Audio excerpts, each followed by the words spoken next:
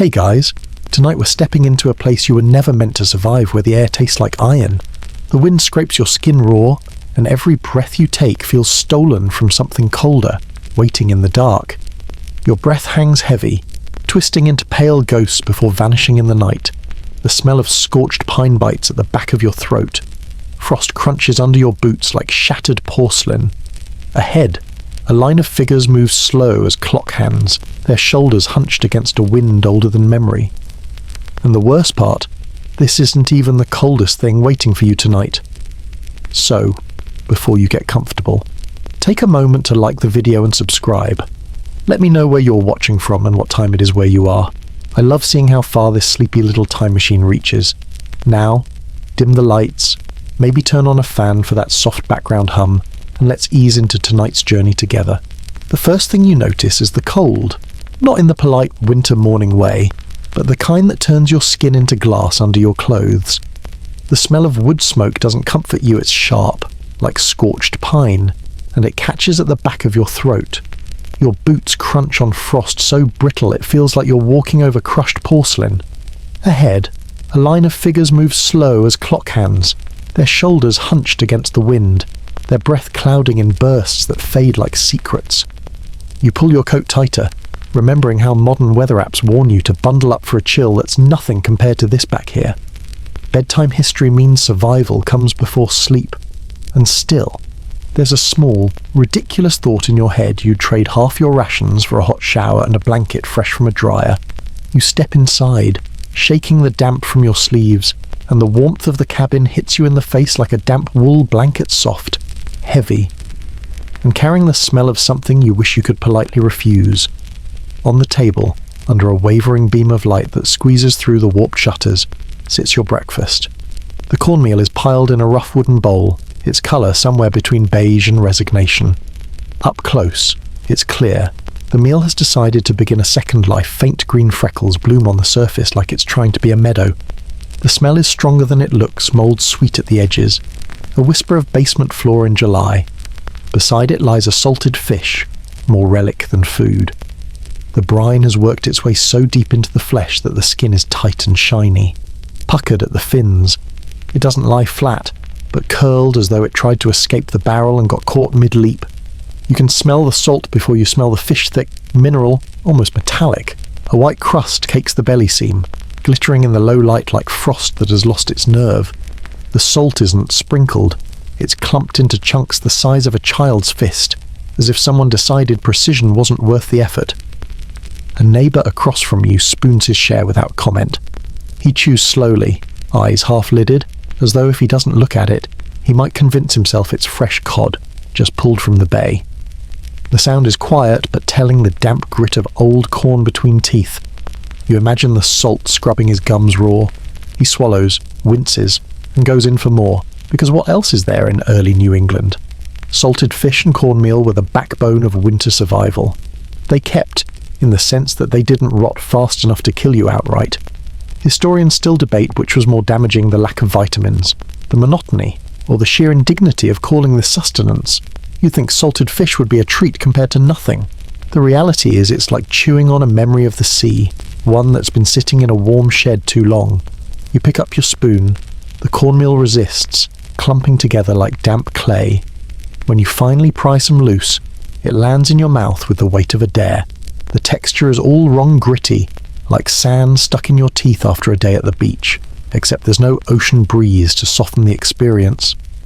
The mould's tang threads itself through each bite, subtle at first, then louder, until you can't pretend it's not there. The fish isn't better. You break a piece free and it splinters along the grain, as if the salt has crystallized the very muscle. It's chewy in the way rope is chewy. The flavour is less fish than it is brine sharp, mineral, insistent. You try to drink it down, but the water from the pump tastes faintly of iron, adding a bloody echo to the bite. If this were a modern meal, you'd send it back without waiting for the server to ask. You might post a picture online, captioned with something cutting about farm to table gone wrong. Here, there's no posting, no complaining, no other menu. Eat or waste daylight chasing something better that might not exist. The irony is, this is the organic you pay extra for, now no preservatives except salt. No processing except what your jaw can manage. The difference is choice. You fork another bite and wonder, if someone dropped you here from the present, how long before you'd stop holding out for something better? A day. 2, your neighbour glances up, catches your hesitation, and says, "Best to get it down quick. Cold makes it harder to swallow." Is right. The longer you wait, the more the cornmeal cools into a solid, a single unbroken mass you could probably lift out whole and set on the windowsill like a failed loaf. Some settlers tried to improve it, boiling the cornmeal longer, mixing in berries when they were in season, even baking it into something resembling bread.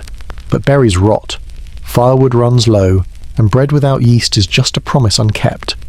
The fish, at least, could be softened in water, but that meant sacrificing the water, and in winter, water that wasn't frozen solid was worth more than the fish itself. You push the bowl away for a moment, fingers resting on the rim.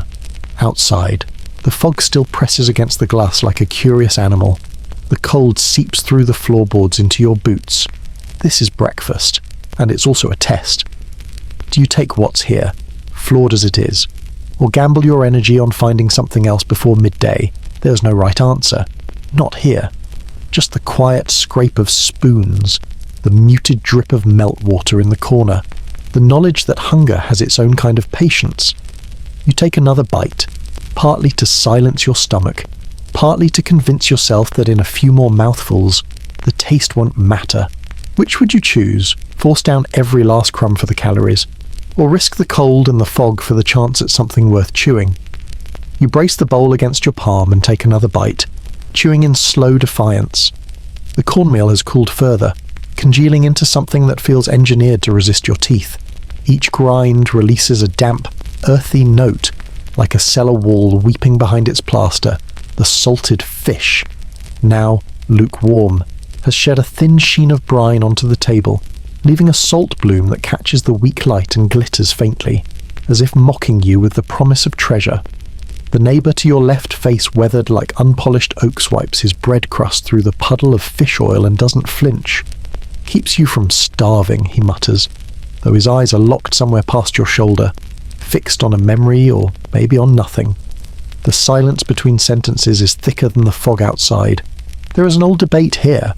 You've heard it in half-whispered arguments at the meeting house. Is it better to ration food to last the month, even if it means living on mould and salt, or to finish the good stuff early, facing hunger with an empty plate but a better memory in your mouth? Academics will call this caloric strategy. You call it losing either way. You try the fish again, this time peeling back the skin to reach the meat beneath. The flesh is firm but strangely fibrous, pulling apart in strings. You imagine this is what rope would taste like if it went swimming in the sea and forgot to come back. The salt stings your tongue, edges your throat. For a moment, you think you taste something sweet, then realise it's just your mind looking for mercy. A drip lands on your sleeve water from the ceiling beam, swollen from the rain. The drop carries a faint smell of smoke from the hearth, and you wonder how many years of fires have seeped into the wood. If walls could exhale, this one would breathe out every dinner it's ever held, each one as humble as the one in front of you now. Your fingers are stiff in the morning cold, but you grip the spoon tighter, pushing through the resistance of the corn. It's less about hunger now and more about proving you can win this argument with the bowl. The irony isn't lost on you in a century where people post pictures of avocado toast. Here you are fighting a stalemate with a lump of grain and a salted corpse. Somewhere in the room, someone coughs deep, rattling, the kind that comes from more than just a bad swallow. You glance over, it's the boy who brought in firewood last night, cheeks pale, hair damp from the fog. He takes a spoonful of corn, chews without tasting, and keeps his eyes on the table. You feel a flicker of something softer empathy, maybe because you know he'll eat whatever's in front of him, not because he likes it, but because there's nothing else coming. The light through the shutters has shifted, a shade brighter but still cold. Dust motes drift in the beam, slow and deliberate, like they have all the time in the world. You wonder if they're from the grain, the wood, or the centuries of skin and cloth this room has held. There's no way to know, and no one here cares enough to ask. Your last bite of fish catches on a bone so fine you almost don't see it. It presses against your gum, sharp enough to make your eyes water. You spit it into your palm, set it on the edge of the plate, and think about how many people have done exactly the same thing in exactly the same way. Survival isn't heroic, it's repetitive. Would you choose differently if you knew this meal was the best you'd have all week, or would you savour each flawed bite? Just to remember what having food feels like. You step outside again, bowl empty, breath rising in slow, white ribbons that unravel in the still air.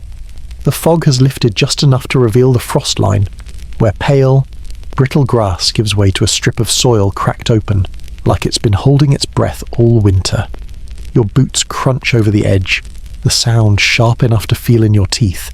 Each step forward sinks you into cold so deep, it seeps through the seams of your gloves, numbing the skin between your fingers before you can clench them into fists. At the far end of the field, two men argue over the dirt itself. One swears it's time to plant before the thaw floods the low rows. The other says the frost will kill anything foolish enough to sprout now.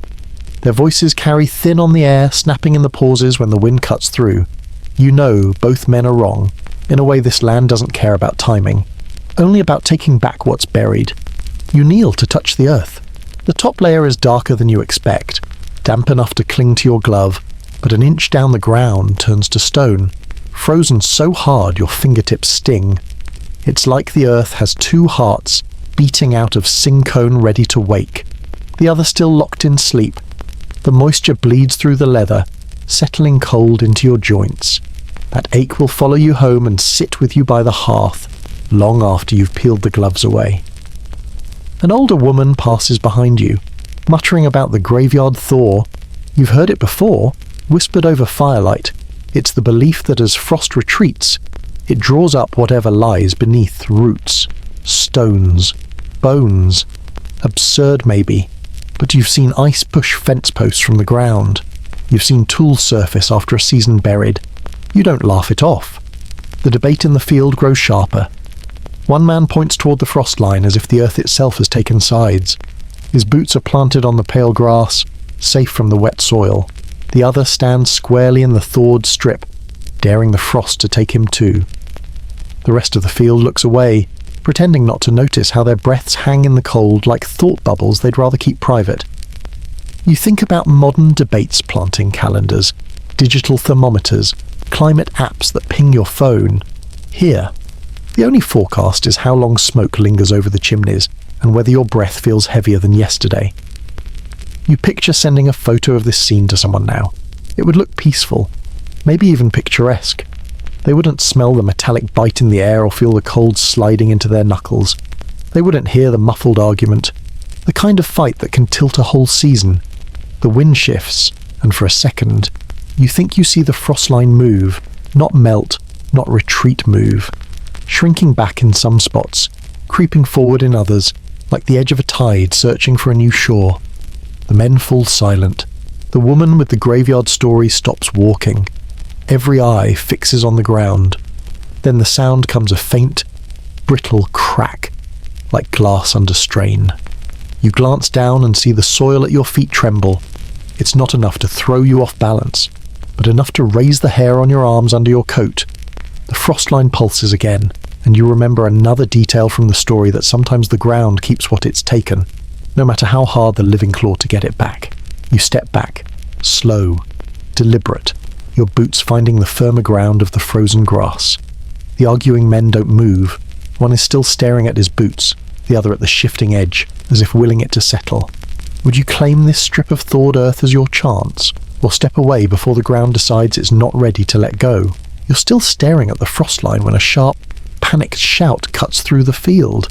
One of the men who'd been arguing about planting is suddenly on his knees, clawing at the thawed strip with bare hands. His gloves lie discarded in the wet grass behind him, fingers frozen in mid-collapse like they tried to hold on. The skin on his knuckles is blotched crimson from the cold, dirt packing itself into the creases as he digs. Each scoop sends clods of dark soil tumbling onto the pale grass, where they steam faintly in the morning chill.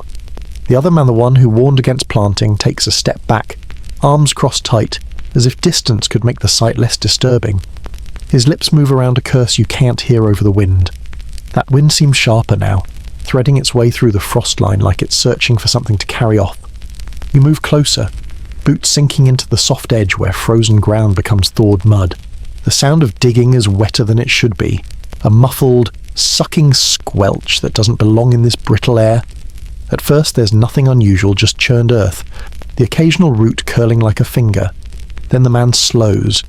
His hands work more carefully now, scooping soil away in smaller and smaller handfuls. Something pale emerges. Not stone. Too smooth. Too precise. He lifts it free with both palms, cradling it like a fragile bowl. A jawbone. Small. Curved. Teeth still set in place. Their enamel capped with a rim of dark earth. The sight is stark against the black soil. A ghost's grin caught mid-breath. The smell rises almost immediately, not rot. Exactly. But colder than that. A mineral tang edged with faint sweetness. The kind that sneaks up into the back of your throat and lingers. You've read about early settlements built over older burial grounds, sometimes by accident.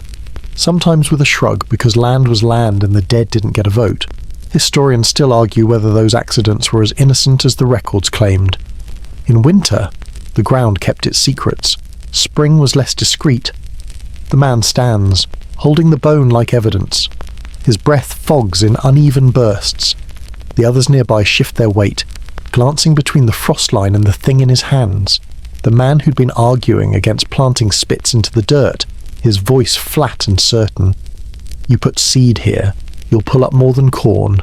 A woman with her head wrapped in a wool scarf mutters something about omens. A younger man snorts and says the dead don't mind as long as you leave them whole. You can feel the shift. This isn't about frost anymore. Your gloves are damp from earlier, the wet pressed against your skin like a slow bruise. You curl your fingers inside them, flexing to keep the blood moving. You wonder if the jawbone really changes anything. Hunger doesn't care if its bread grew over bone or bedrock. In the city, they'd call it reclaimed ground and build a park. Here, the choice is starker, and every eye knows it. A flicker of movement catches your attention farther down the frost line. At first, you think it's a trick of light. Then the grass there shivers once, though no wind touches it. Frost crust fractures in a brittle crackle. The soil beneath swells upward as if something underneath has just exhaled. You glance around, but no one else reacts. Or maybe they're pretending not to. The man still holding the bone stares at the patch of thaw in front of him, oblivious. The older woman who told you about the graveyard thaw appears again at the edge of the group. Her shawl pulled tighter, she doesn't look at the bone. Her gaze is locked on the shifting ground where you saw the movement. The wind dips, leaving a stillness so heavy it presses on your ears. From somewhere beyond the tree line comes a single, dry crack, like a branch snapping under weight. Heads turn, but no one moves. Your own breath sounds too loud, escaping in slow plumes. Somewhere above, a crow calls once, then falls silent. You glance down at your boots. One stands on brittle grass, one on thawed soil.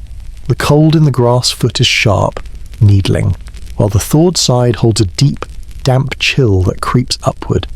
For a moment, you can't decide which feels worse. The man with the bone finally raises his head. "We plant," he says, not loudly, but with the kind of finality that invites no answer. A few nod. Others glance at each other, calculating. The younger man shrugs like the matter's settled. You take a step back toward the frozen grass, but the ground there crunches oddly under your heel like ice over water. You lift your foot and see a thin film of frost collapse into a shallow hollow, dark and wet at the bottom. It smells faintly of the same mineral tang that came with the jawbone. No one notices when you step fully onto the frozen side, away from the thaw. The others have already begun marking rows with the tips of their boots, tracing lines through the dark strip like surgeons prepping a patient. The man with the bone sets it gently on the edge of the thaw, as though it might keep watch. Would you plant here, knowing what's beneath, or would you let the frost reclaim it, close over it, and pretend it never stirred? You take the long way around the clearing after leaving the frost line behind, skirting the storage shed and the smokehouse where the air always hangs colder and heavier. It's a damp cold, the kind that crawls under your coat and settles between your ribs, turning each breath into a slow ache. The ground here stays soft even when the rest of the village is frozen, and your boots make that faint, wet sound with every step like someone sucking their teeth in disapproval. The old well waits at the far corner, Crouched under the crooked arm of a bare elm, its stones are slick with moss. The green's so dark it looks almost black, and in places, frost has formed delicate veins across the surface. The circle of the opening is too neat for something this old. The stones cut so precisely, you can't help thinking it was built for more than just water. The bucket hangs from its rope like a weight at the end of a noose, swaying slightly even though the air here is still. They say this well was dug before the first cabins were raised, when the settlement was just a handful of tents clustered against the wind. The story goes that the water was so clean and cold it could keep a fish fresh for 2 days after it died. Now, looking down at the slick rim and the darkness beyond, you wonder if the first drink was worth the trouble that followed. You rest a gloved hand on the worn crossbeam, feeling the grain of the wood swollen with moisture. The smell rises to meet you before you even lean over whetstone. Rusted iron, the faint sweetness of decaying leaves, it clings to the back of your throat like smoke. Far below, the water glimmers faintly, a broken oval shifting with ripples too slow to see begin. The depth swallows sound your own breathing feels muffled, as if the well is already drawing it in. The rope is damp where it loops over the pulley, slick enough that your palm slides before you tighten your grip. The fibres are rough and swollen, and you feel grit under your gloves as you begin to pull. The pulley groans. The bucket scrapes against stone once, twice, sending a small spray of pebbles into the dark. Then, halfway up, something else slips through the air, a sound you can't name. Not the creak of wood, not the drip of water, softer, drawn out, almost a sigh. You stop. The rope sways gently between your hands. The sound stops too. You tell yourself it's just the rope settling, or a trick of air currents in the shaft. But there's no wind here. You pull again, slower this time, and the sound returns. Longer, shaped, like words spoken through cloth, too muffled to understand but too deliberate to be nothing. When you were younger, you heard the stories that the well once reached a hidden river running deep under the forest, and that in winter, voices would rise from it. Some claimed they called for light, for rope, for someone to come down. Others said they were bargaining, offering fish, or gold, or secrets. If only you'd lower something living. A few villagers had tried. Those who came back weren't quite the same afterward. The bucket reaches the rim with a dull bump. You steady it and peer inside. The water is darker than it should be, clouded, with bits of leaf spinning lazily. Something pale bobs near the edge curved, small, almost delicate. You tell yourself it's a sliver of wood, though you don't check to be sure. Then the rope twitches. Once, a short, clean tug from below. You freeze. The water inside the bucket ripples outward, distorting the floating bits into shifting shapes. You lean over the well and see the surface far below has gone perfectly still, reflecting the grey sky in a way that makes the depth look bottomless. And in that mirror, for just a moment, you think you see a second face pale, still, blinking slowly. 3 soft syllables rise from the dark, distinct this time, though still impossible to translate. You know they're meant for you the way you know when someone's watching you from across a room. They vibrate low in your chest, like the echo of a drum you can't hear. Somewhere behind you, the door slams, sharp enough to break the spell. You blink, and the water is only water again. The rope hangs heavy in your hands. Would you lower the bucket again and listen, or would you step back? Tell yourself wells don't speak, and make sure never to walk this way alone again. You leave the shadow of the well behind, the damp smell still clinging to the inside of your nose, and walk toward the open stretch the villagers call the clearing. The path bends between stands of bare trees, their branches arching overhead like ribs. Each step takes you from the muffled quiet of moss and frost into the sharper air of midday. The cold is still there, but it comes differently now, bright, biting, carried on a light that makes the snow glare until your eyes ache. The clearing isn't much by modern standards, an irregular oval hacked out of the tree line, stumps scattered like chess pieces left mid-game. The sun sits high, but offers little warmth, just a hard white circle glaring down. The ground is a mix of churned earth and patches of old snow, each footprint filling slowly with meltwater. You can smell sap where someone's been splitting logs nearby, the resin sharp and almost sweet, mixing with the fainter scent of smoke drifting from cook fires. 6 figures are already working in the open space. Some are dragging fallen limbs toward a growing pile. Others are on their knees with tools you'd recognize from a museum: adzes, mallets, crude augers. You join them, the cold seeping into your boots as you kneel beside a man binding the curve of a bow. The wood creaks faintly as he bends it, and you notice the string. It's darker than sinew, finer, with a subtle sheen when the light catches. You don't have to ask. Hair. Human hair. Braided tight. He tells you it's stronger than most people think, if you use enough strands and keep them oiled. Holds better in the damp than gut, he adds, not looking up from his work. You picture someone, maybe several someone sitting still while their hair is cut. A slow, methodical harvest. You wonder if they gave it willingly, or if it was taken the way logs are felled because the work needed doing, not because the tree agreed. A younger boy works beside him, scraping a length of wood smooth with a shard of metal worn into a curve. The rhythm is steady, almost soothing scrape. Flick. Pause to wipe away the curls of pale shavings. Each flick releases a fresh note of resin into the air, blending with the other smells until you taste it faintly at the back of your throat. You think about the contrast, how something that smells so alive is being shaped into a tool for killing. A woman hauls over a bundle of straight sticks, each one about the length of your arm. She drops them beside the boy with a grunt. You notice her hands are wrapped in cloth strips, the fabric stained dark in places. She catches you looking and says, "Sap burns the skin if you're out here too long." Then she's gone again, back toward the tree line. Somewhere farther off, the hollow thud of an axe strikes in steady intervals. The sound carries oddly in the cold, each blow seeming to land closer than the last. A pair of men walk past carrying a log between them, shoulders bent, breath puffing in sharp bursts. They don't speak. You wonder how many times they've done this today. How many more before the light fades? You're handed a mallet and pointed toward a frame on the ground. Two beams lashed together at one end, spread apart at the other like an open jaw.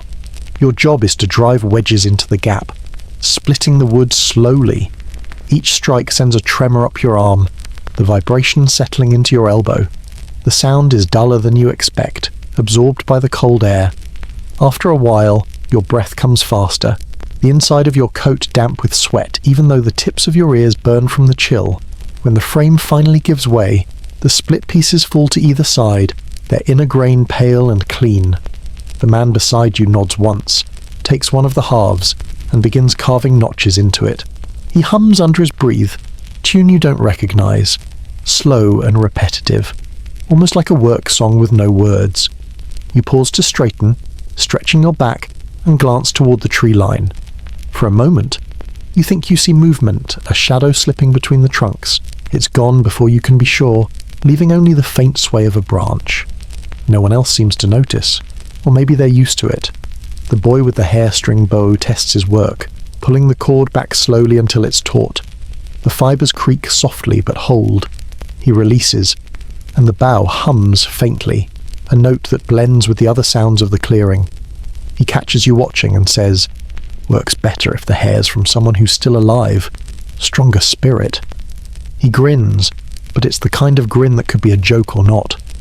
A gust of wind cuts across the clearing, carrying with it a sharper scent river water, cold and metallic. You realize the stream runs not far beyond the trees, the same one that winds past the edge of the village. The smell seems out of place here in the sawdust and sap, and for a second, it pulls your thoughts towards something you can't name. The sun shifts, the light flattening into a duller grey. Shadows stretch long across the clearing. The woman with the wrapped hands returns, this time with only one stick in her bundle. She drops it onto the pile without a word, then glances toward the tree line in the same direction you had. Her mouth tightens before she turns away. Work slows as the light changes. Tools are set aside, piles of wood sorted. The boy coils the hair-string bow carefully, wrapping it in cloth before tucking it under his arm. The man with the humming tune gathers the split beams, stacking them neatly as if their arrangement matters. You notice a few of the workers glancing toward the path back to the village more often now, as if counting the steps in their heads. You take one last look around the clearing before you follow them. The stumps, the piles of wood, the scattering of shavings all seem harmless enough in the fading light.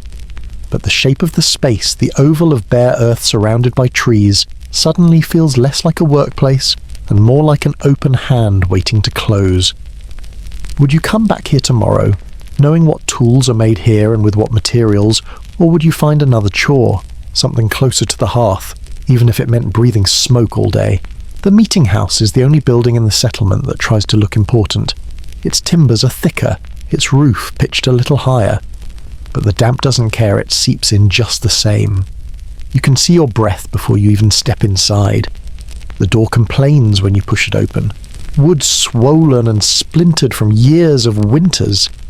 Inside, the air is no warmer than out, only thicker stale from too many bodies breathing the same cold breath. Benches made from planks line the walls and centre, each one worn smooth where people's coats have polished them over the years. You choose a seat, your gloves leaving a faint damp mark on the wood. The sound here is strange, every whisper. Every cough bounces off the bare walls and comes back thinner, more brittle. The floorboards sigh under shifting boots. Somewhere near the front, someone is trying to coax a fire into being in the iron stove. The logs catch reluctantly, spitting sap that smells faintly sweet before it burns into a harsher, resinous smoke. It's not enough to warm the room. People cluster in tight knots, shoulders pressed together, knees angled in. The warmth comes from proximity, not the fire. You find yourself leaning toward the neighbour on your right without meaning to, drawn to the faint heat seeping through his coat. He doesn't seem to notice, or maybe he's doing the same. At the far end, the elder with the crooked back clears his throat, the sound like a shovel scraping frost. He raises a hand for quiet, but the chatter only softens. Everyone knows the ritual, a few words about God's favour, the hardships faced, the necessity of endurance. You can almost recite it yourself by now, but today the script is interrupted. The elder mentions the missing man gone 3 nights now, last seen near the river. A flicker passes through the crowd eyes meeting, glances darting to the door, to the windows clouded with frost. No one says the word lost, but it hangs there, cold and heavy. Your mind drifts, as it always does in here, to the way the light works. The meeting house has small windows set high in the walls, each with panes so warped they bend the outside into watery shapes. Sunlight comes through like pale liquid, spilling in uneven stripes across the benches. Dust hangs in those stripes, turning slowly in the air as if the cold has weight. Someone passes a pot down the row-week tea brewed from wintergreen leaves. The liquid is warm enough to sting your tongue at first sip, carrying a faint medicinal bite. You cup it between your hands anyway, letting the heat soak into your fingers. Across from you, a woman in a frayed shawl tips her portion into her child's cup without a word. The child gulps it, eyes closing like the warmth might last longer that way. The elder speaks again, this time about the stores of grain. His tone sharpens. You can hear the unspoken message: eat less, stretch more. It's the same advice that's kept the village alive this long, and the same advice that's worn everyone thin. A murmur rises. Not quite dissent, but close enough to earn a glare from the front. You shift on the bench. The cold has found its way through your coat and into the small of your back, settling there like a coin you can't reach. Your toes are numb, but not enough to stop you from curling them inside your boots, testing for feeling. Someone opens the door to leave, and the outside air rushes in, sharper, cleaner. For a moment you wish you could follow it out, trade the stale chill for the honest bite of the open air, but the door closes, and you're back in the heavy quiet, where even breath feels rationed. A thin beam of light shifts across the floor as a cloud moves outside. It lands on the elder's hands knotted, liver spotted, the skin as thin as parchment. He rests them on the lectern, one over the other, like he's pinning his own words in place. You think about your own hands, the way the skin cracks at the knuckles no matter how you rub them by the fire. A cough starts in the back dry at first, then breaking into a wet rattle. No one turns to look. Illness is an uninvited guest everyone pretends isn't here, as if ignoring it might make it choose another house. The elder's voice softens as he closes, a prayer for strength, for guidance, for warmth that lasts past the walls of the meeting house. People rise slowly, like thawing limbs reluctant to move. The scrape of benches on the floorboards is loud in the hush. You file out with the rest, your shoulder brushing against wool, linen, leather textures layered like the rings of a tree.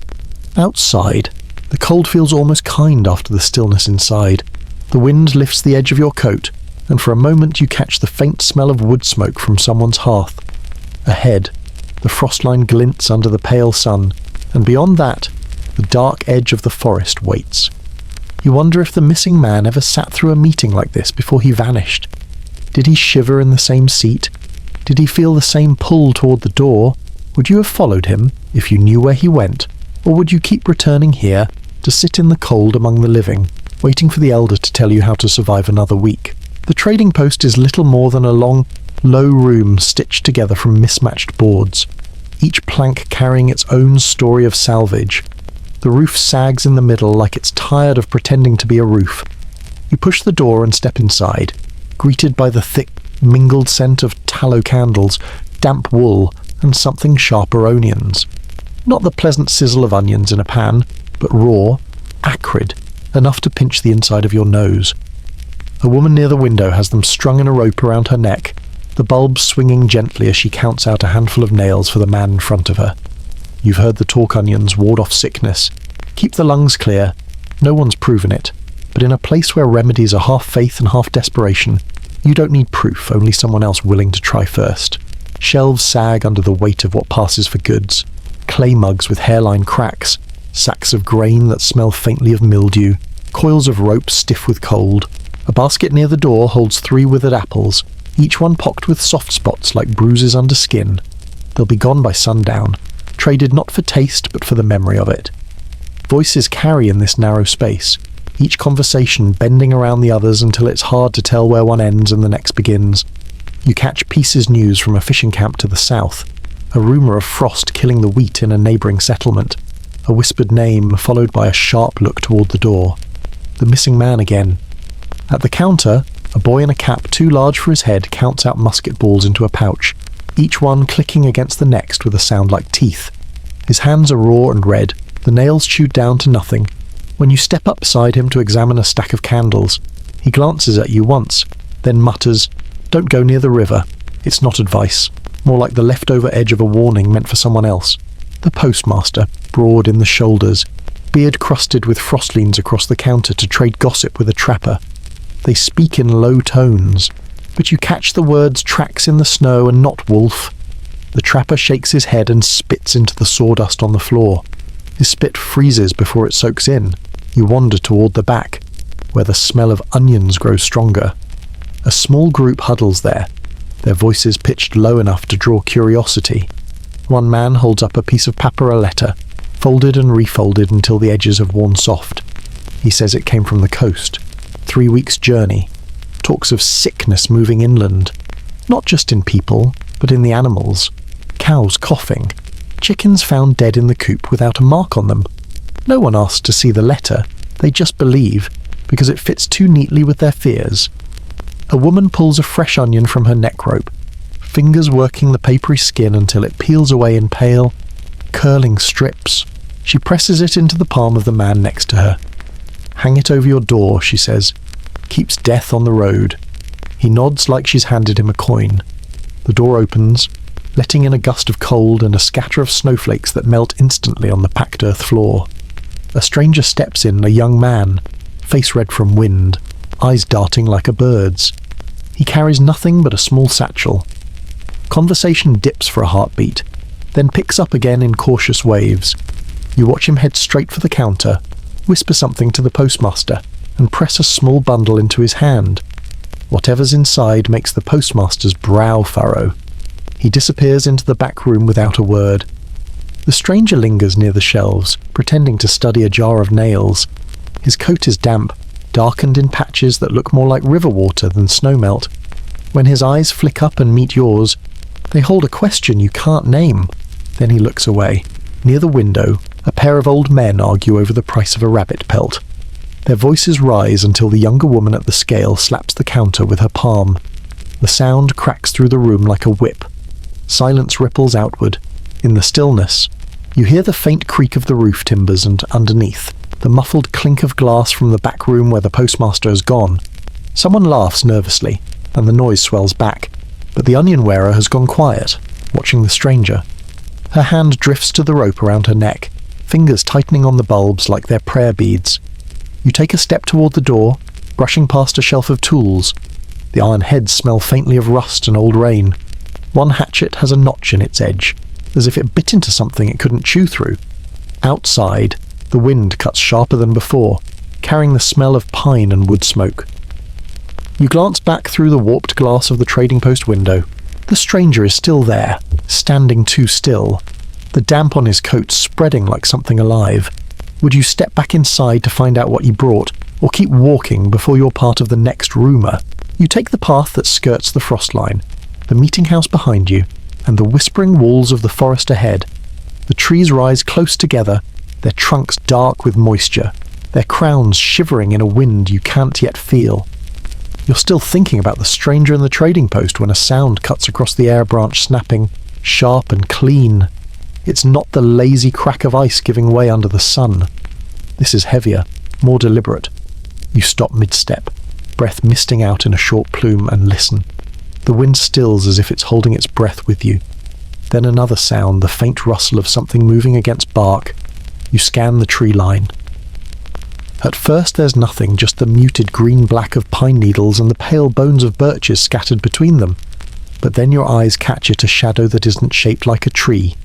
It stands where the light fades into the first rank of trunks, broad at the shoulders, tapering toward the ground, utterly still. You think it might be a man, but the head is wrong too far forward, like it's listening without wanting to be seen. A patch of fog drifts between you, and when it clears, the shape is gone. Your fingers find the edge of your coat, pulling it tighter as though fabric alone could guard against whatever watches here. A crow calls somewhere above, the sound sharp and mocking. From the settlement, you hear the muted clatter of a pail being dropped, followed by a woman's voice calling a name you don't recognize. She calls again, sharper this time. No answer. You step closer to the forest's edge, boots crunching on a crust of snow. The air changes here colder, heavier, carrying the scent of damp earth and something sharper. Metallic. You crouch, brush away the frost from a patch of ground, and see a set of footprints leading from the village toward the trees. They're fresh, the edges still crisp, too small for a grown man, too large for a child. Another branch snaps deeper in. This time, the sound is followed by a low, steady thump like something heavy being set down, then lifted again. You strain to place it. The rhythm is wrong for chopping wood, too slow for walking. Behind you, the wind picks up, carrying with it the faint smell of onions from the trading post. It's absurd here, on the edge of something that feels older than the village itself, but it reminds you of how close the living and the dead walk in a place like this. You take a step into the shadow of the first trees. The ground is softer, the snow thinner under the dark canopy. Somewhere to your left, something moves, just a flicker of motion between trunks. You turn your head, but it's gone.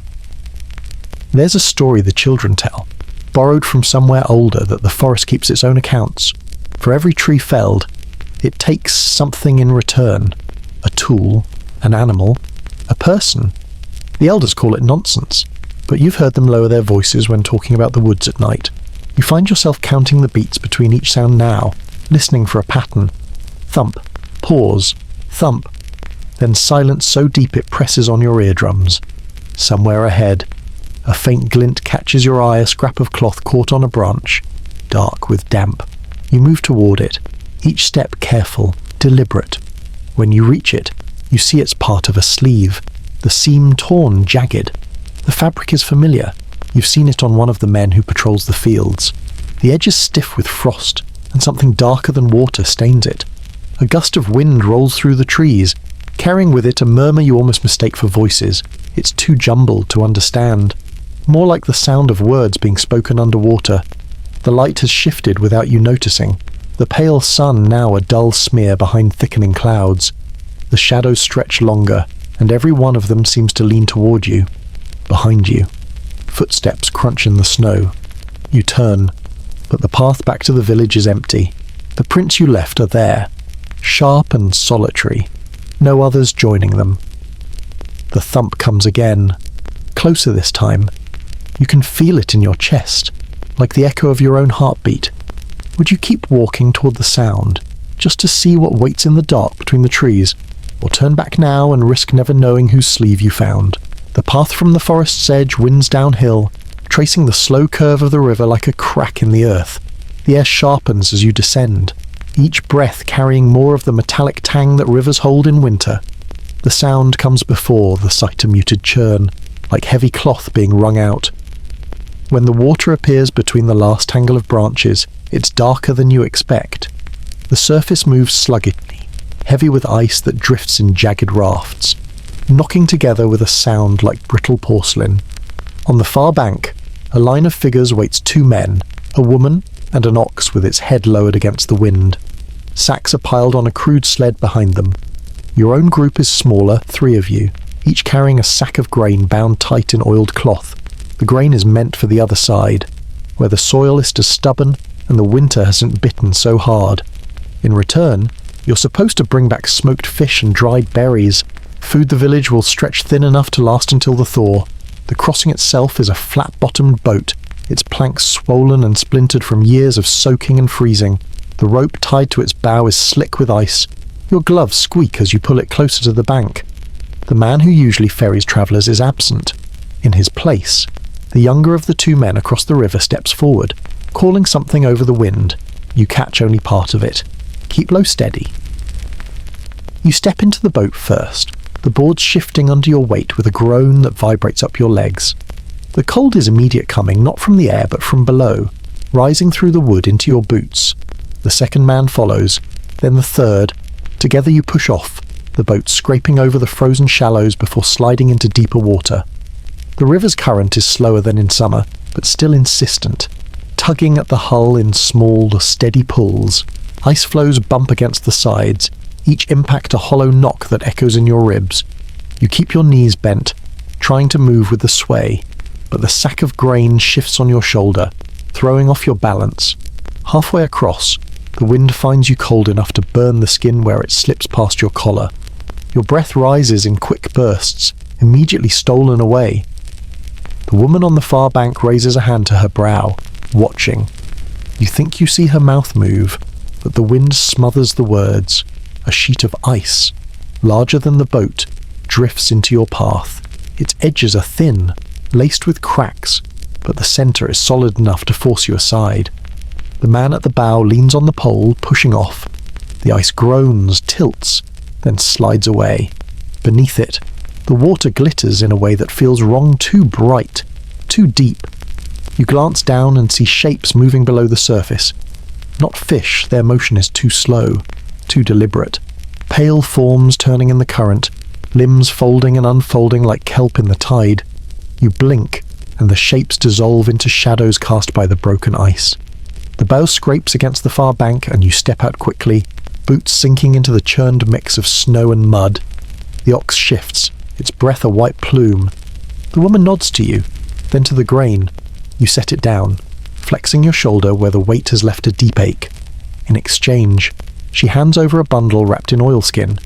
It's warm yun expectedly so and smells faintly of smoke and something sweet, like dried apple. You resist the urge to unwrap it. Warmth is fragile here, and too easily lost. The 2 men begin loading the grain onto the sled. The ox flicks its ears at some sound you can't hear. Its eyes roll briefly toward the river before it settles again. You glance back and see the boat already drifting toward your side. The poleman working quickly, as if the water has grown less friendly in the last few minutes. You shoulder the bundle, the warmth bleeding slowly through your coat. The woman looks past you toward the trees. You came from the forest path, she asks. You nod, her mouth tightens. Best not to, after today. She doesn't explain, and you don't ask. Some warnings work better without details. You start back toward the slope, each step carrying you away from the river's churn. Behind you, the ice knocks together in its endless, fragile argument. The sound follows you up the hill until the trees take it for themselves. Would you choose the forest path again, knowing it gets you there faster, or take the long way around and let the river keep its secrets? By the time you reach the crest of the slope, the light has shifted into that brittle late afternoon colour that makes every shadow feel sharper. The air is different now, still cold, but heavier, like it's carrying something you can't yet see. You pause, scanning the horizon beyond the frost line and the far fields. At first, it's just a smudge darker than the tree line, low against the pale sky. But as you watch, the smudge swells, climbing into the light like smoke without a fire. Clouds, thick, slow, and wrong for this hour. The wind at your back seems to sense it too. It changes direction, bringing with it a scent that makes you think of iron nails left in rain metallic, with a faint tang like lightning before it strikes. You've only smelled it once before, in a summer storm that shattered 2 chimney stacks and left the settlement smelling of char for days. You walk toward the open ground where the fields begin, your boots crunching over frostbitten grass. A man is there already, squinting at the horizon with a hand raised to block the glare. His coat flaps around his legs in the wind. Storm, he says when you're close enough to hear. Not snow, not rain, either. He spits into the dirt and it freezes before it soaks in. Another figure approaches from the village, a woman with a scarf wound tight over her mouth and nose. She carries a basket half filled with kindling. "We've got maybe an hour before it hits," she says, voice muffled through the cloth. 2 if it slows. She doesn't look at either of you as she passes, heading for the nearest cabin. The smudge on the horizon is no longer a smudge. It's a wall now, rising higher with each breath you take. The edges boil and twist like smoke caught in a jar. The sun, still hanging above it, looks sick, its light dimmed, smeared by whatever is rolling in. You turn toward the village and see people moving faster than usual, heads bent against the wind. A boy drags a sled loaded with chopped wood toward a shed. A woman hauls buckets from the well, the water sloshing in uneven waves. Doors slam, somewhere. A dog barks twice, then goes silent. At the edge of the green, the elder stands with 2 other men, pointing toward the sky. You can't hear their words over the wind, but their faces are drawn tight. One man gestures toward the field as if arguing to keep working. The elder shakes his head, his lips moving in what might be a prayer or a curse. You think about the grain you carried across the river, the smoked fish still wrapped in its oil skin. If the storm lasts, those bundles will be more than food, they'll be bargaining chips. The wind sharpens, cutting under your coat like a blade. You pull the collar higher and start toward your own small store of firewood stacked against the cabin wall. As you pass the meeting house, you notice something odd, the sound of its roof timbers shifting, groaning like a ship in rough water. By the time you reach your door, the first flakes have begun to fall. Not soft and feathery, but small, hard pellets that sting where they hit exposed skin. They bounce off the packed earth, roll into cracks, and melt slowly as if reluctant to leave. You step inside, shutting out the wind, but not the sound of it. It finds every gap, humming in the walls like an instrument being tuned. You drop the bundle of kindling by the hearth and kneel to coax a fire from the last embers. The smoke rises lazily, as if even it doesn't want to climb into the cold draft above. You blow on the coals until they glow red, feed them thin twigs until the flames catch. The smell of burning pine fills the room, sharp enough to cut through the damp. Outside, the wind rises another notch. It rattles the shutters, pushes against the door. You glance at the window and see the horizon swallowed completely by the wall of storm. The colour of the light changes again, draining toward grey-green, the way the sky sometimes looks before hail. Someone knocks 3 quick raps, then steps back. You open the door to find your neighbour, her hair plastered to her forehead with sleet. She holds out a coil of rope. "Tie it from your door to mine," she says. "If it gets bad, you can find your way across." You take the rope, your fingers stiff on the hemp. It's frayed in places, but strong enough. You work together in the wind, stringing the rope low so it won't catch the gusts.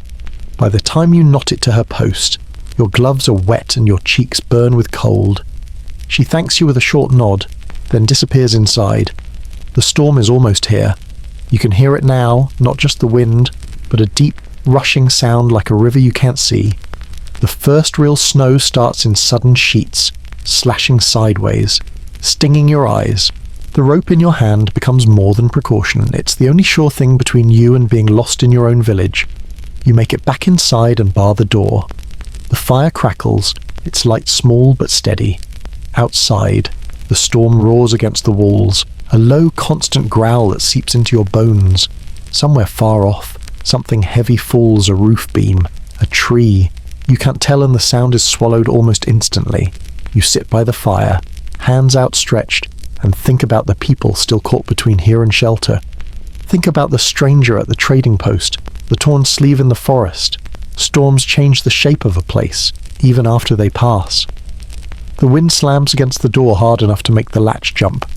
You press your palm to it until it stills. The rope outside hums in the gusts like a low string on an old fiddle. Would you ride it out here, alone with the fire, or follow the rope to the next door, trusting the storm to be less dangerous than the thoughts waiting with you in the dark? The storm spends the night gnawing at the walls, pulling at the shutters, rattling the roof beams as though testing for weaknesses. You don't sleep much, only drift in and out, startled awake whenever a sudden gust makes the chimney boom or sends a loose shingle skittering across the roof. By morning, the wind has dropped into an uneasy silence. You push open the door expecting to see the world softened by snow, but what greets you is stranger. The ground is stripped bare in some places, scoured down to frozen dirt. In others, the snow lies in drifts taller than your waist. The air has that hollow stillness storms leave behind, when even the birds seem unsure if it's safe to speak. You sling on your coat and step into the raw cold, your boots crunching through a thin crust. The rope to your neighbour's house is stiff with ice, the fibres crusted white. She's already at her doorway, brushing snow from her shoulders, paths gone. She calls over the yard. You don't need to ask which one. There's only one path anyone means without naming it: the narrow trail that runs through the trees toward the fields and, beyond them, the trading post. You make your way toward the start of it, past fences half buried in wind-packed snow. The first few steps are easy enough. The wind has polished the snow here into low, smooth mounds. But as you near the line of trees, the landscape twists. The path you've walked 100 times is erased, replaced by a jagged patchwork of snowdrifts and tumbled branches. A pine has fallen across the way, its trunk black and wet where the bark has sheared away. The roots stick up in a frozen tangle, clutching a lump of earth the size of a small boat. You step around it, noting the sharp smell of resin where the wood has split. Past that, the snow deepens suddenly, swallowing your legs to the knees. Each step forward is a slow wrestle, the packed snow resisting like wet sand. Your breath fogs thick in front of you, breaking apart in the pale light. Somewhere ahead, you hear water, not the low murmur of a brook, but a sharper sound, like ice breaking. You pause, listening. The air here feels different, heavier, as though the trees are leaning in. The pithith, you can still call it, that narrows between two drifts. The branches overhead knitted together in a frozen arch. You push through, using your gloved hands to part the snow-heavy limbs, and step into a small clearing. This should be the halfway mark to the fields. Instead, it's an unfamiliar space round, ringed with bent saplings. The ground bare except for a scattering of ice shards that glint like glass. In the centre, something juts from the snow, a length of wood carved into a spiral, its surface pale and smooth as bone. You kneel to brush snow from it, your fingertips tingling from the cold. The spiral narrows to a point at the top, where a strip of cloth is tied.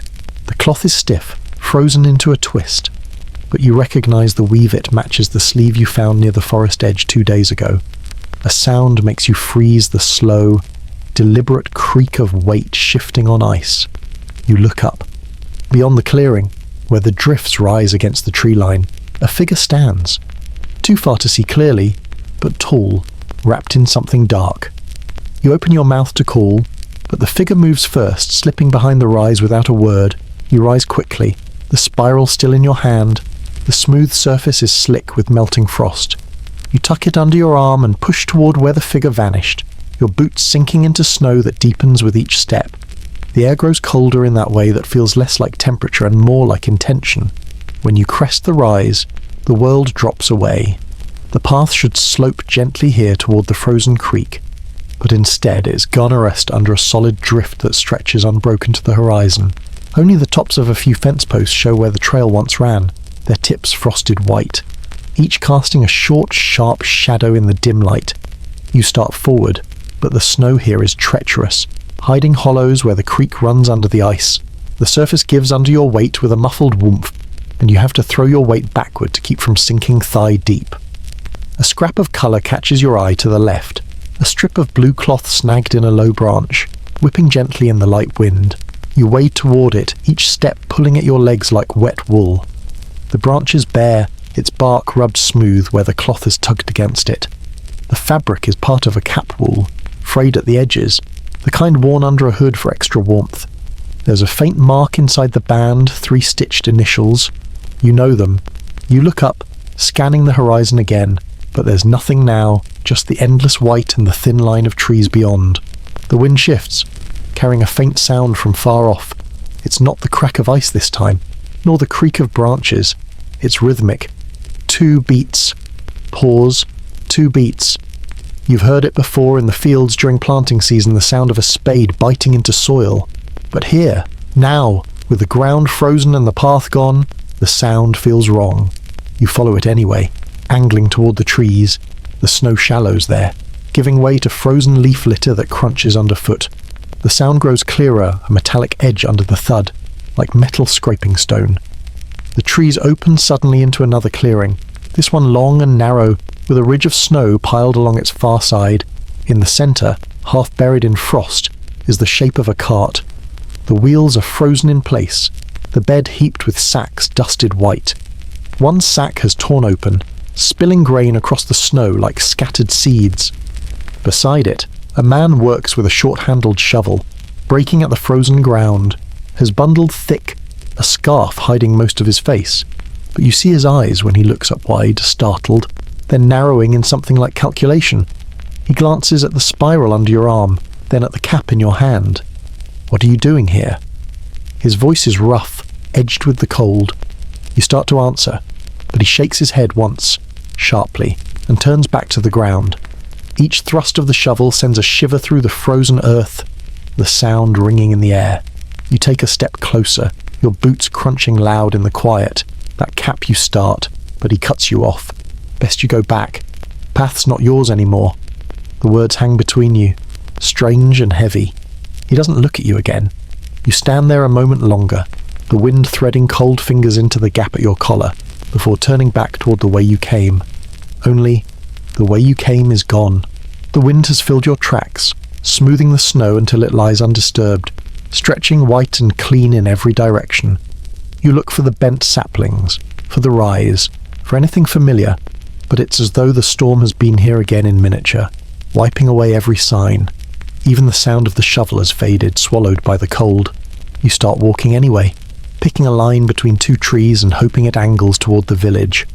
The snow gives way in places, revealing frozen earth. In others, it swallows your boots so deep you have to wrench them free. Time blurs. The light stays the same, flat and grey, as if the sun has given up on moving. When you finally break through a line of trees and see the first low roofs of the village, the relief is sharp enough to ache. You glance back once, but the path you took is already vanishing, the wind combing it smooth, in your arms. The spiral is colder now, its surface beaded with frost. You don't remember tightening your grip on it, but your fingers ache when you finally set it down by the door. Would you go back tomorrow to look for the man and his cart, or let the path disappear for good, taking its secrets with it? By the time night falls, the village feels smaller, pulled in tight by the cold. No one lingers outside except to cross from one door to another, heads down against the wind. The snow has gone from a steady sift to occasional flurries, each one twisting briefly in the lantern light before melting into the dark.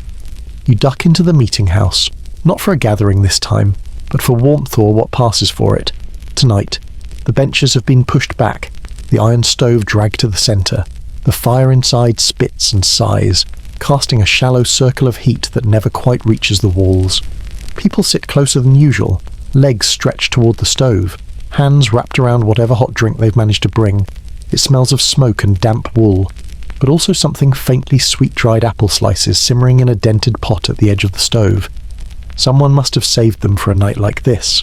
The scent cuts through the usual heaviness, bright as a sudden memory. You take a place near the edge of the circle, the wood beneath you warm where another body sat before. The person next to you a woman with hair plaited in a thick rope hands, you a chipped mug without a word. Inside, the liquid is pale and steaming, faintly herbal. You drink, feeling the heat travel down your throat like a small, deliberate fire. The room hums with the low voices. Children drowse against their mothers' knees. A few older men sit with arms folded, eyes half shut, Near the stove, the elder clears his throat, a small signal that's enough to draw attention without shushing the room. He doesn't stand, just leans forward, elbows on his knees, and begins. It's a story you've heard in fragments before, passed from mouth to mouth until the details have worn smooth. Tonight, though, he tells it slow and whole. He begins with a winter like this, one colder. If you believe the old folks, food scarce, storms hard enough to strip bark from the trees. He says the settlement was smaller then, just a scatter of cabins along the riverbank. One night, a hunting party didn't come back. By morning, the tracks they'd left were buried. When the storm broke, searchers found only their camp, the fire drowned in snow, tools scattered, one boot upright and empty. Here, he pauses, letting the crackle of the stove fill the gap. Someone shifts on the bench beside you, the wood creaking under the weight. The elder goes on. That night, one of the women dreamed she saw the hunters, standing in the clearing at the edge of the woods. They didn't speak, they didn't move, but she woke with the taste of cold iron in her mouth, and the certainty that they'd been taken by the hunger in the trees. No one knows if she meant wolves or something older, something without teeth or fur. The search stopped after that. Winter ended, life went on, until a year later, when another man vanished. This one not a hunter, but a woodcutter. His axe was found leaning against a tree, its blade rimmed with frost even though the sun had been up for hours. The elder leans back now, letting the murmurs rise. The phrase hunger in the trees passes from one mouth to another, each saying it differently, some with a laugh, some with a quick glance toward the shuttered windows.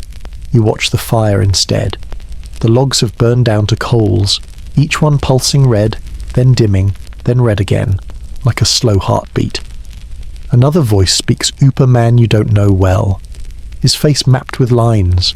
He says when he was a boy, his grandmother told him to keep an axe by the bed through the winter, for the hungry dead, not wolves, not raiders, people who'd starved the year before and come back changed, walking the edges of the village in the snow, tapping at windows with fingers stiff as sticks.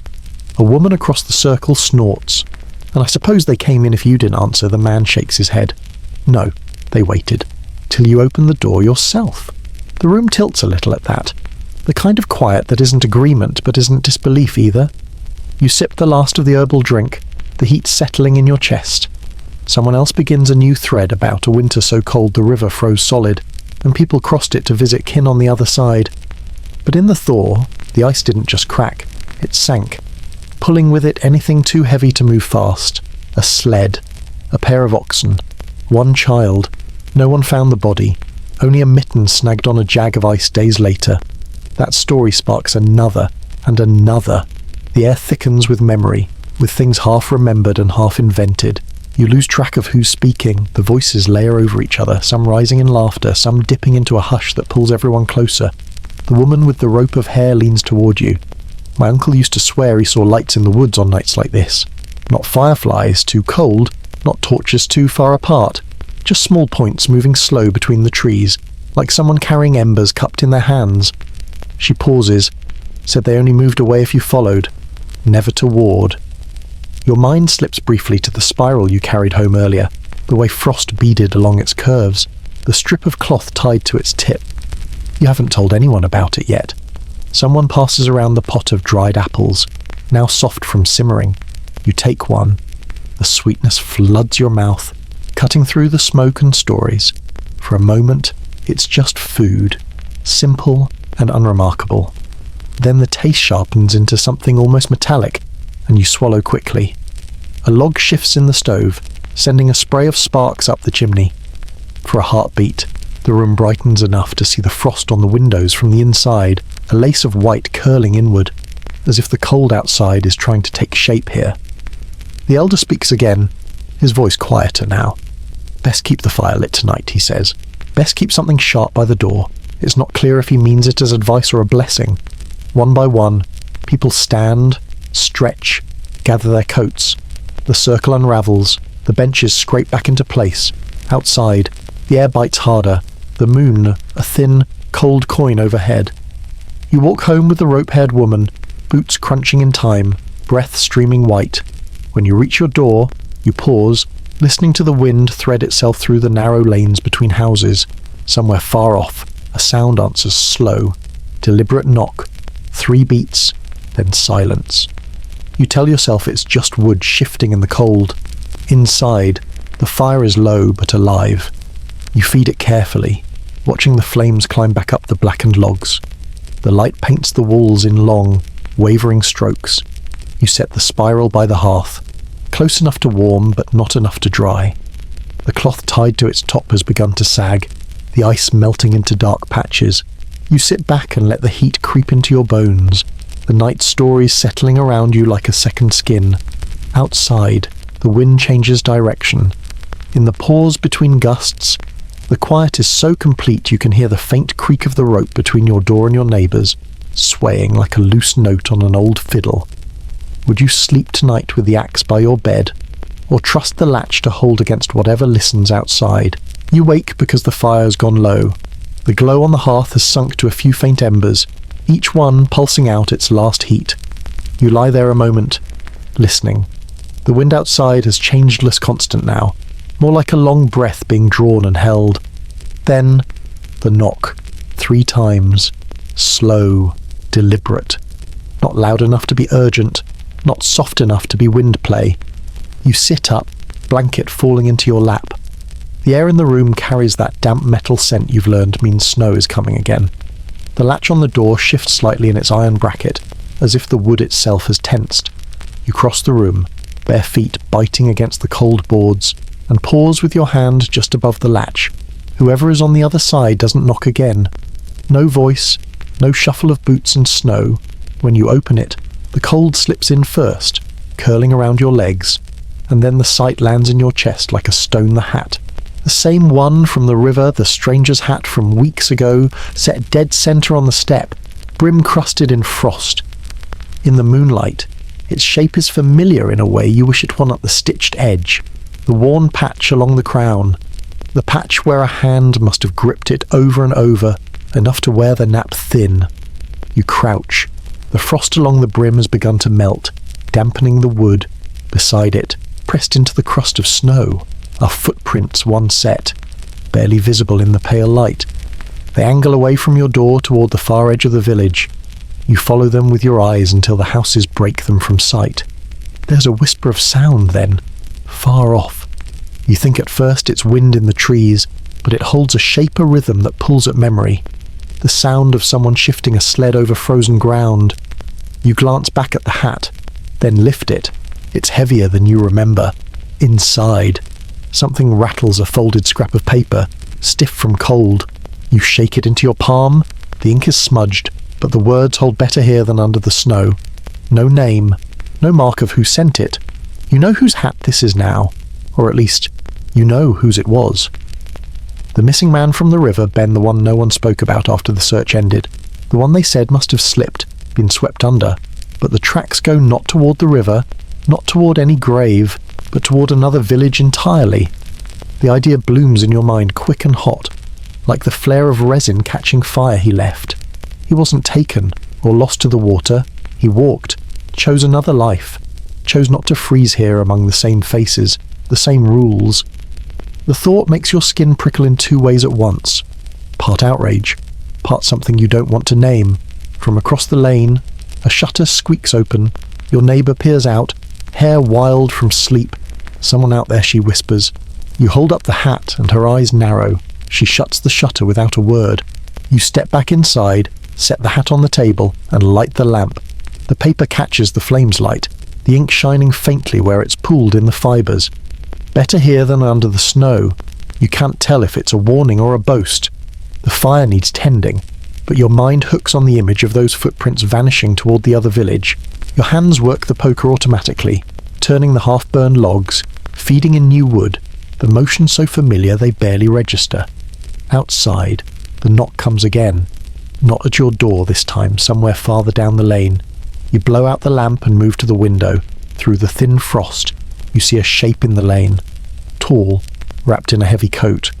A hood shadows the face, but the posture is alert, watchful. The figure kneels briefly, sets something on another doorstep, and moves on. Not hurried, not furtive. You wait for the next knock, but the wind takes the sound, tucking it somewhere you can't reach. By the time you pull on boots and step outside, the lane is empty. The moon makes the snow shine like hammered metal.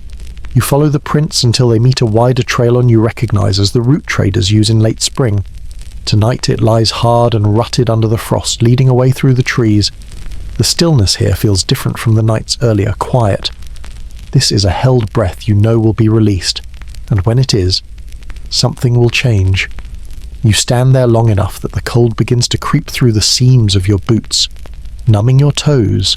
When you turn back toward home, the village seems smaller than it did when you left it, like it's already being measured, weighed, and found wanting.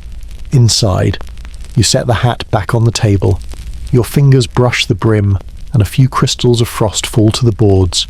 You think about the man wearing it, moving through some other settlement tonight, maybe standing in another doorway telling a different story about why he left. In the quiet, your own thoughts split. Part of you feels the betrayal like a fresh bruise. How dare he leave when the rest stay, when the rules bind everyone? But another Patone you try not to feed feels the pull of it. The idea of choosing a different road before it's chosen for you. The paper still lies beside the hat.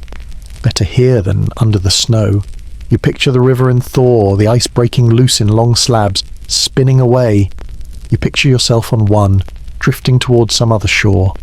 A log in the hearth collapses, sending up a brief flare.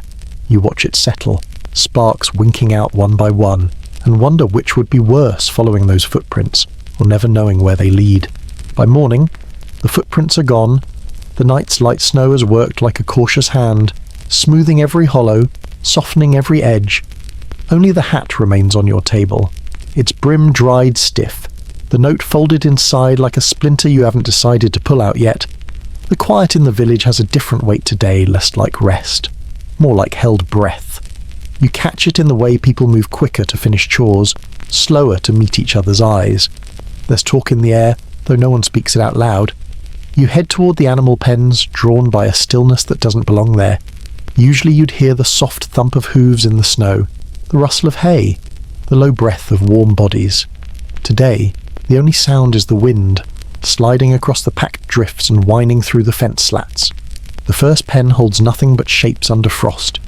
You climb the rail, boots creaking, and drop into snow deeper than you expected. It swirls around your legs as you push toward the shelter at the far side. The door is ajar, a pale line in the dark wood. When you push it open, the cold inside hits you harder than the cold out here. The ox lies stiff in the straw, eyes open, lashes crusted white. Frost feathers have grown along the edges of its nostrils, curling outward like tiny ferns. The breath that once steamed into this space is gone, leaving only a sharp, dry, scent like stone dust and wet iron. You crouch beside it.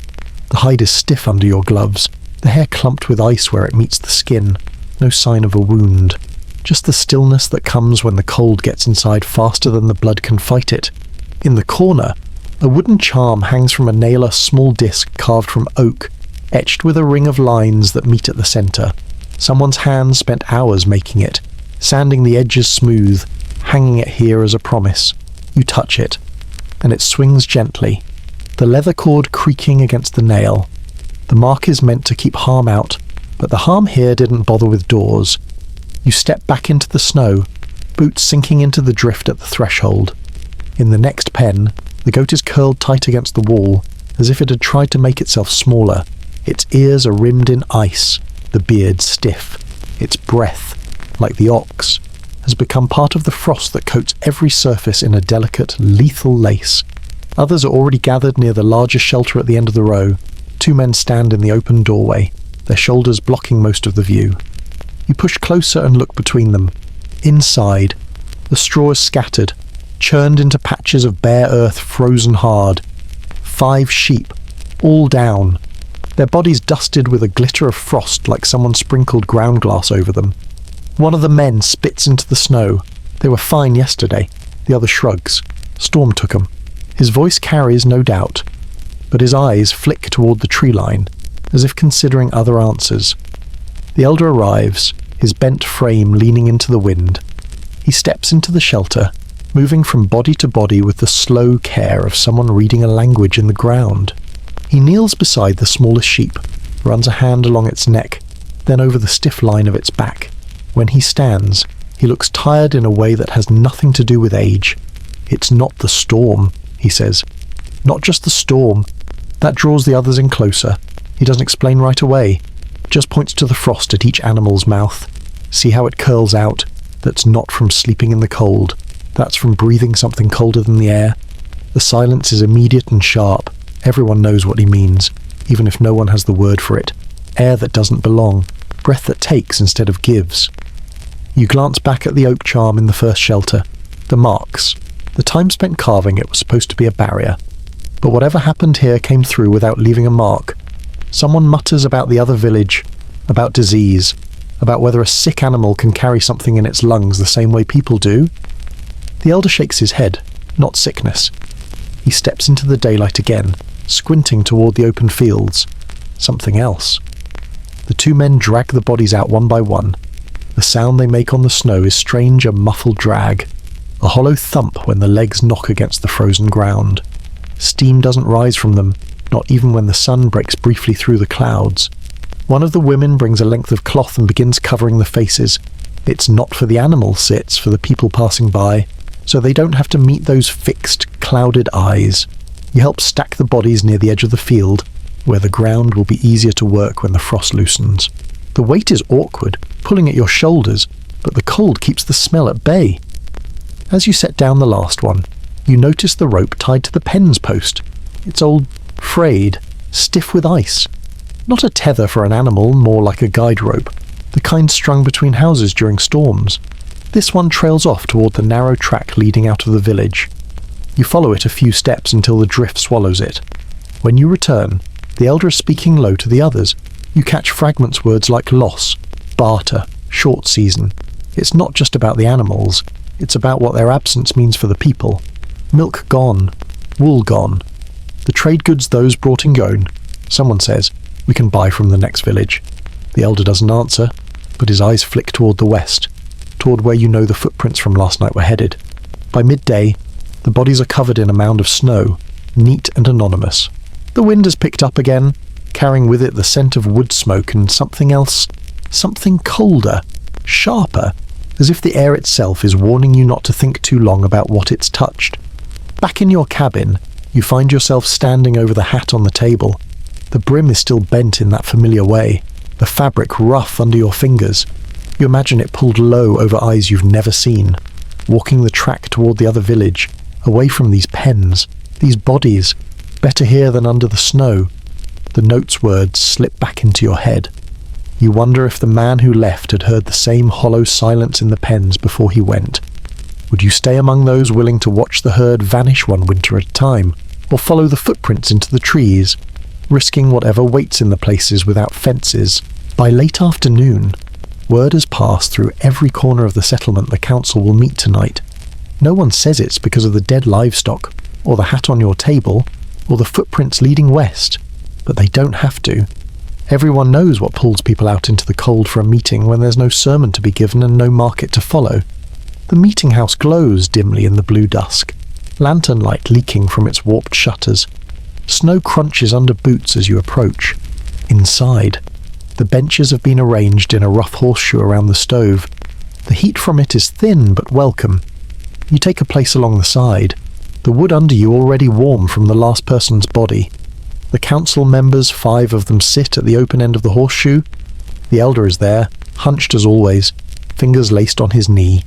Beside him, the postmaster, the only one in the room with a coat not patched at least twice. The others are older farmers, faces as weathered as fence rails.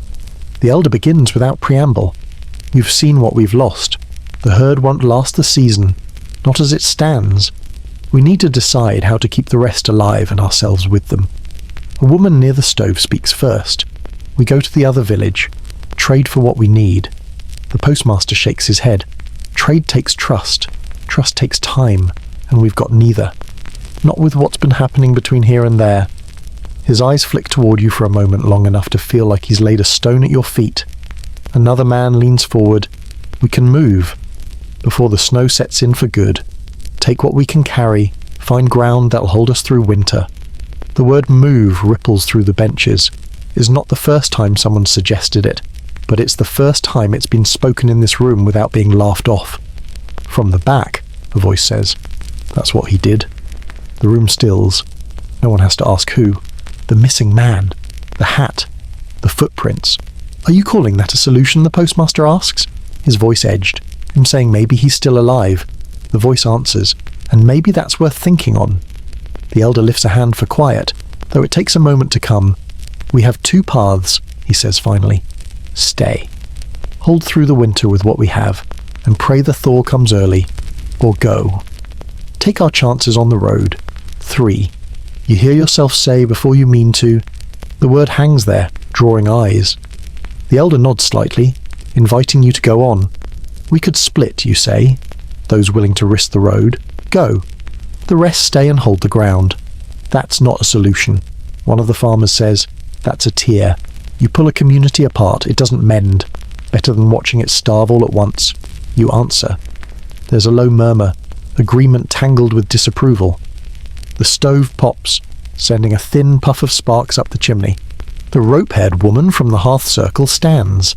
If you stay, you trust each other to keep the fires lit, share what's left, watch for what comes out of the trees. If you go, you trust the road not to swallow you. Either way, it's trust. Question is, who do you trust more? The postmaster's mouth tightens. If we split, we weaken both ends. If we go, we lose what's been built here, and if we stay, we may lose lives. That's the choice. A man at the far bench shifts forward, elbows on his knees. We talk about trust like it's a thing you can store up, but we've already lost some. Anyone here going to say they haven't thought about leaving? These last weeks, the silence that follows isn't empty, it's thick with things unsaid. You think about the hat again, the note. Better here than under the snow. The elder finally straightens, as much as his back will allow. Well, vote. Stay or go. You speak your choice, and you stand by it. One by one, voices answer. The numbers tilt, then balance, then tilt again. When it comes to you, you hesitate not because you don't know, but because you can feel the weight of ears turned toward you, waiting to hear which side you'll place your foot on. When the count is done, the split is nearly even. The elder exhales through his nose, slow. Then we prepare for both. Those who leave will go in 3 days. Those who stay will have the stores divided fair. The postmaster doesn't hide his grimace. Fair, he repeats, as though the word has splinters. The benches scrape as people stand, pulling on coats, stamping feet to wake the blood before stepping back into the night. No one speaks much on the way out. The snow has begun again, a fine dry sift that swirls in the lantern light. You walk home with the decision still pressing on your ribs. The rope-haired woman walks beside you, her breath rising in pale clouds.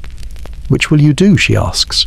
You think about the pens, the frost curling from the dead animals' mouths, about the footprints vanishing into the trees, about the way the village felt smaller after you saw them. I don't know, you say. It's not a lie, but it's not the whole truth either. When you reach your door, the rope between your house and your neighbour's hums in the wind, the sound low and steady.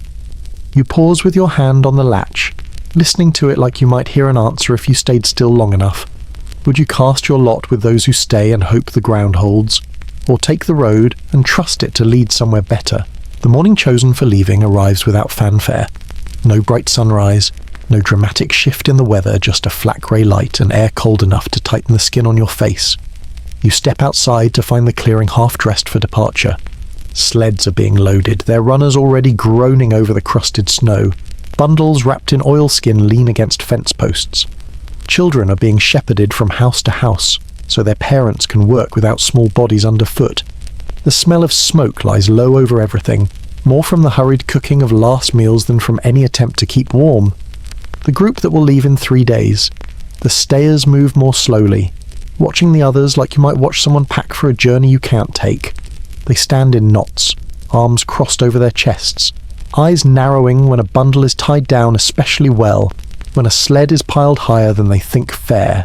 You find yourself drifting toward the centre of the clearing, where the snow has been trampled into a dirty mosaic of ice and slush. The place looks smaller now, crowded by the bulk of loaded sleds, the tangle of rope lines, the huddled figures moving in quick jerks of activity, but it's still the same space where you've split wood, repaired harnesses, even laughed once or twice over some absurdity. The rope-haired woman is there, kneeling to lash a final bundle to her sled.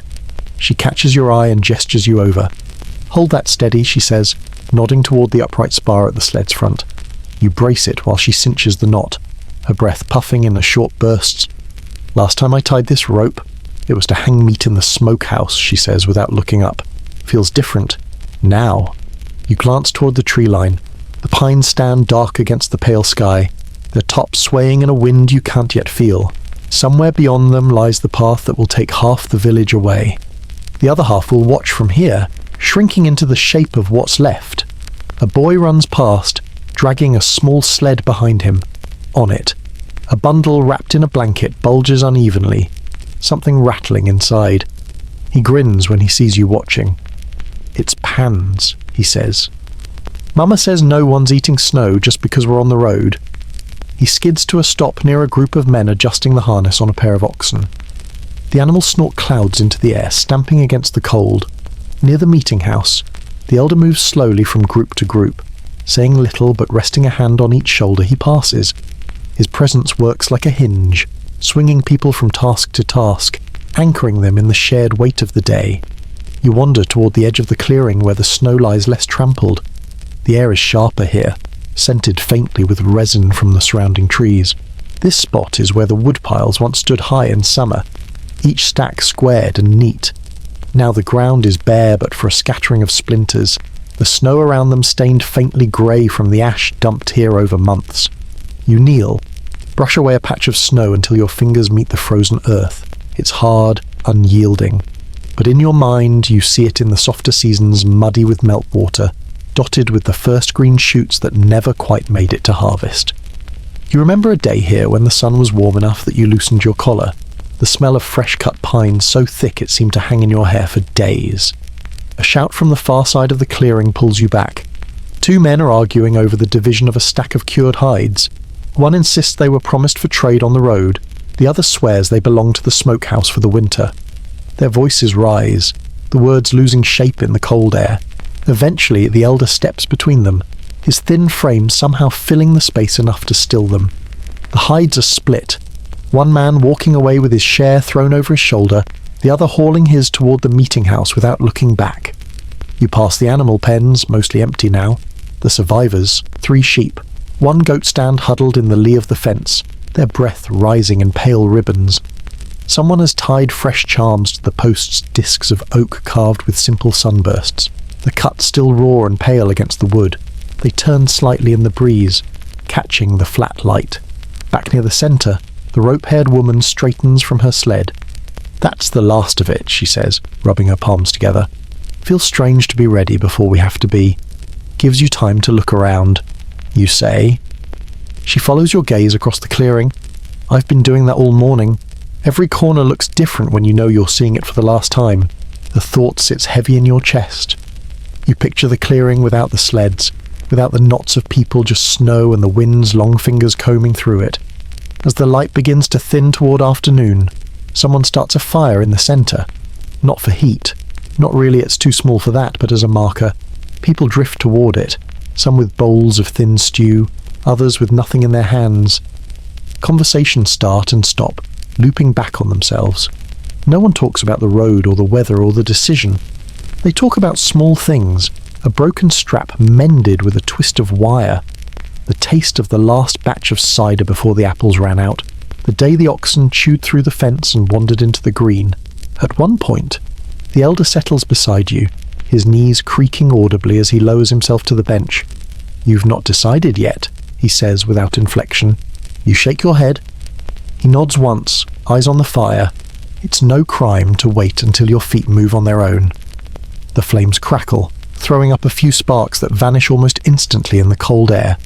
Across the circle, a boy tells a story about trapping his first rabbit, embellishing the size until even he laughs at himself. The rope-haired woman listens with her chin propped on her hand, smiling faintly. The sun dips lower, painting the snow in shades of bruised blue and purple. Shadows lengthen from every object sled. Post. Person stretching across the clearing like threads being drawn out. You stand, walking one slow circle around the space. Every step seems to pull something loose in you. The memory of swinging an axe here in summer, of watching steam rise from fresh-cut boards, the feel of dirt under your nails after planting, the sight of the frost line creeping in each autumn. You think of the first night you arrived, how enormous the clearing seemed then, its edges lost in the dark. When you finish the circle, you stop at the edge where the path to the fields begins or used to. The snow has softened its start, but you can still trace the dip where feet and sleds have passed for years. Soon, it will deepen again with the passage of those who leave, or it will vanish entirely under the winter's weight. Behind you, the fire pops, and someone laughs. Ahead, the path narrows into shadow between the trees. You picture both futures, the clearing as the heart of a smaller, tighter circle of life, or as an abandoned hollow, wind-drifted and silent. You turn back toward the fire, the warmth faint against your face even from here. Would you keep walking toward the trees and not look back, or step into the circle one more time and let it hold you a little longer? The morning they leave is quieter than you expect. No speeches, no final shouts, no big gestures. Just the slow scrape of sled runners over snow and the muffled grunt of harnessed animals leaning into the traces. The clearing feels hollow, like the air itself is bracing for absence. You stand with the others who will stay, the cold seeping into your boots as you watch the first sled slip into the narrow cut between the trees. The rope-haired woman passes, her eyes set forward, the lines of her face drawn tighter than the straps binding her bundles. Behind her, the boy with the pans flashes you a grin, the metal rattling inside his blanket-wrapped sled. The sound is almost cheerful, almost absurd, until it's swallowed by the wind. One by one, they vanish into the timber, each sled leaving a shallow groove in the snow that will be filled by the next, and the next, until the path is beaten flat. Somewhere in that line is the stranger's hattocked into a bundle, or hidden deep in a packet's presence known only to a handful of you. You've been told it's better not to follow too far, but your feet carry you past the edge of the clearing anyway, into the narrow throat of the path. The snow here is older, crusted, with wind-carved ripples that make the sleds jolt. The trees close in overhead, their branches heavy with frost. Every exhale blooms white and hangs in the still air before breaking apart. The sound of the march is a strange rhythm, the squeal of woodrunners, the creak of leather, the occasional snap of a branch underfoot. Now and then someone calls out, "Steady there," or "Mind the drop," but their voices are swallowed quickly in the hush. A mile in, you see the first pause. An ox has stopped, steam curling off its flanks, its eyes half-lidded against the cold. The owner one of the traders leans in close, whispering to it as if coaxing a child from a warm bed. It stirs, stamps once, and moves again. The trail climbs, subtle at first, then sharper. The sleds dig shallow trenches in the snow, their loads tilting, ropes groaning. Your own breath comes faster, frosting the edges of your scarf. Somewhere ahead, a child begins to cry, the sound thin and high before it's muffled into a shoulder. By midday, the grey light has sharpened into something colder. The sky presses low, heavy with unspent snow. People speak less, focusing on each step, each pull. The road is not a road at all, just a memory of summer ground beneath a winter skin. At a bend where the trees fall away on one side, you see the land drop steeply into a frozen marsh. Stiff reeds rattle against each other in the wind, their brittle stalks clicking like dry bones. Across the white expanse, a line of dark pines marks the far shore, and beyond that nothing. Just the suggestion of hills hidden in cloud. The rope-haired woman slows as she passes the opening, eyes sweeping the horizon. "Flat land like that," she murmurs, "can make you forget there's anywhere left to go." The march resumes its rhythm, every so often. Someone stumbles, every time. They're pulled upright before they can fall. You start to notice the marks in the snow left by the sled runners, 2 deep grooves with a scatter of boot prints alongside. They repeat and repeat until you feel like you've been walking in place for hours. Mid-afternoon, a wind kicks up from the west. It finds every gap in your clothing, lances through wool and linen like it's paper. Heads duck, shoulders hunch. The sleds tilt under sudden gusts. their cargo shifting. A stack of firewood topples from one, scattering logs across the path. Hands move fast, gathering them before they vanish into drifts. The boy with the pans falls back to your side for a while. Mama says it's like pulling the house behind you, he says, his breath puffing into the air, but the house is colder. You ask if he's tired. He shrugs. Can't be. The house we're going to hasn't been built yet, and then he trots ahead, metal rattling again. Late in the day, the snow begins, thin flakes at first, then steadier, the air filling with a soft hiss. The tracks you've been following blur at the edges, the grooves shallow under the new layer. People glance back more often now, as if measuring how quickly the path behind is being erased. When the line finally halts, it's at a small rise crowned by a ring of bare-limbed birches. The sleds are drawn into a loose half-circle, animals unhitched and tied in the lee of the trees. Fires are coaxed to life in shallow pits, their light flickering against the white trunks. The smell of wood smoke threads through the cold, thin but insistent. You stand at the edge of the camp, watching snow settle into the grooves of the sleds. Melt and refreeze on the ropes. Beyond the birches, the land rolls away into darkness. Somewhere out there is the next day's march, and the one after, each step carrying them farther from the clearing. Someone offers you a place by the fire. You shake your head, stepping back toward the path. The sled tracks have already softened in the fresh snow, their edges fading. You follow them a short way, far enough that the camp's voices fade into the hiss of falling flakes. The wind shifts, carrying with it the faint scent of hominy or what's left of it. You stand there a moment, letting the cold press in, letting the snow fill your hood and collar.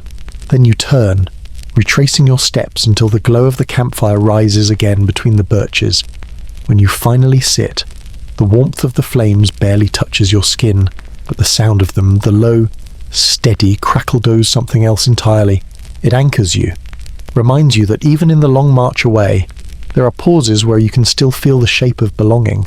And as the snow keeps falling, you wonder if the path you took to get here will look any different by morning, or if it will have vanished completely, like the idea of the clearing in a world that keeps pulling you forward. The first night away from the clearing feels wrong in a way the cold alone can't explain. You've walked until the trees swallowed the sky, until the path behind you turned to a smudge of tracks quickly filling with frost. The air is sharp enough to carve, each breath pulling at the inside of your nose like it means to take something with it. When the council finally called for a stop, no one cheered. People simply dropped their bundles, shoulders slumping like tents with snapped poles. The chosen camp is a shallow hollow in the lee of a hill. Not much protection, but enough to break the wind. Snow clings to the hill's flanks like old plaster, hard and uneven under your boots. You kick at a spot, testing for frozen roots before lowering your pack. Around you, others are doing the same. Their movements slow, not the careful slowness of caution, but the mechanical pace of bodies already too tired to think. Someone starts a fire. The first hiss of tinder meeting flame is small, almost embarrassed. It takes coaxing dry moss cupped in hands, a few strips shaved from a pine branch. The exhale of someone who remembers how to make a coal live. When the flame catches, it throws the shadows back just enough to see faces hollowed by the day's march, flushed at the cheeks where the wind has bitten deepest. The smell comes next. Pine smoke, damp wool, and the faint iron tang of the day's sweat drying into clothes. It's not pleasant, exactly, but it's honest like the smell of an animal den in winter. People drift toward the fire without speaking, drawn less by the warmth than by the fact it's something to gather around. You sit close enough to feel the heat on your knees. The skin there prickles, caught between thaw and ache, across the flames. A child curls against her mother's side, her eyes half closed but still tracking the fire's movements. Every so often she whispers something, and her mother nods without answering. Behind you, a man is unpacking a pot. As one of the few who thought to bring it along, its belly blackened from years of use. He sets it in the snow while he sorts the rest of his pack, laying out a ragged pouch of dried beans and another of salt. Better to eat them now, he mutters, mostly to himself. Too cold to soak overnight. The sound of chopping draws your attention. Two figures splitting the last of the frozen kindling. The cracks of wood carry into the trees, where they sound like something else entirely. A branch snapping under weight, a distant step. You scan the tree line out of habit, but the dark between trunks is still. Someone starts talking, an older man with a voice like dry bark.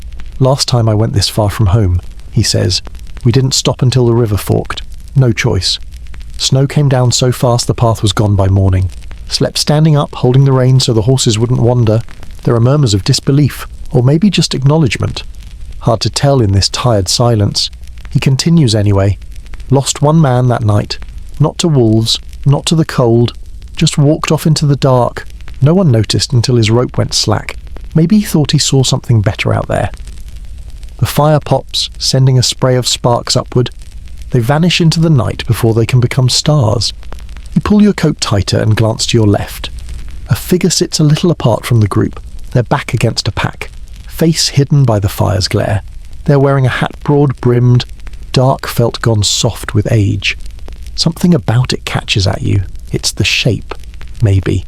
The way it dips low over the brow, shadowing the face completely. It looks like the hat you saw on the river weeks ago. The one that floated, slow and deliberate, until the current took it under.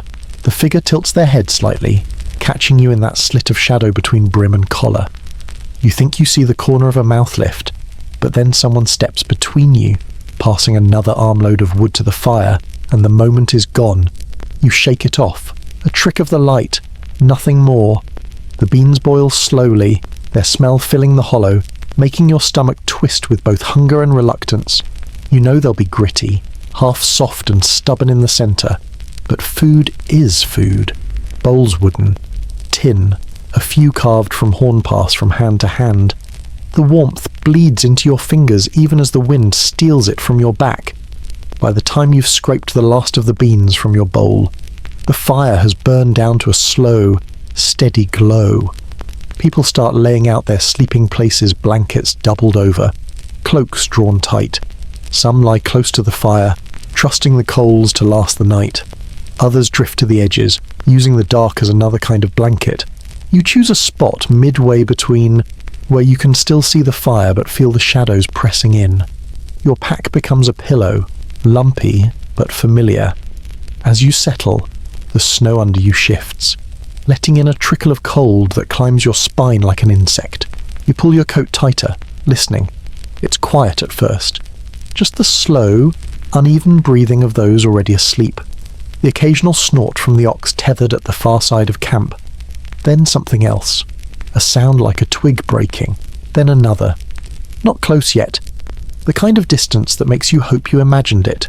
You open your eyes to slits, scanning the darkness. The trees stand like pillars, their branches tangled into a net above. The fire throws just enough light to show where the ground dips and rises. But nothing moves. The wind stirs, carrying with it a smell that doesn't belong here. Not pine, not smoke. Something sharper, like leather gone damp or wool pulled from a long-closed chest. Another crack. Closer this time. You glance toward where the figure in the hat was sitting. The spot is empty now. No pack, no shadow, just snow. Smoothed over as if no one had been there at all. Your hand finds the handle of your knife under the blanket. It's not much short. More tool than weapon, but the weight steadies you. The fire pops again, louder this time. A few heads lift, eyes blinking toward the sound. No one speaks. Whatever's moving out there knows where you are. And for tonight, that's enough to make you stay very, very still. You lie back, eyes on the canopy, waiting for sleep to come. It doesn't. Instead, you listen to the wind, to the fire's soft breathing, to the forest deciding whether or not to let you keep moving in the morning. By the time you reach the river, the morning sun is no more than a pale coin pressed against the sky, light without warmth. The trail has narrowed, funneled between ridges that block the wind but trap the cold. Your breath curls out in short bursts, each one instantly caught in the scarf wrapped tight around your mouth. The river is not what you hoped it would be. You had imagined a wide, steady band of frozen white you could walk across in minutes. Instead, it's a jagged seam running through the land plates of ice locked together at odd angles, black water showing in the cracks like an open eye. The current moves beneath, restless, making the ice groan in low, uneven tones. The oxen stop before the bank, snorting plumes into the air. They're not stubborn by nature, but even they know when a path is wrong. The lead animal turns its head, looking back at you the way people do when they want you to see their fear without saying it aloud.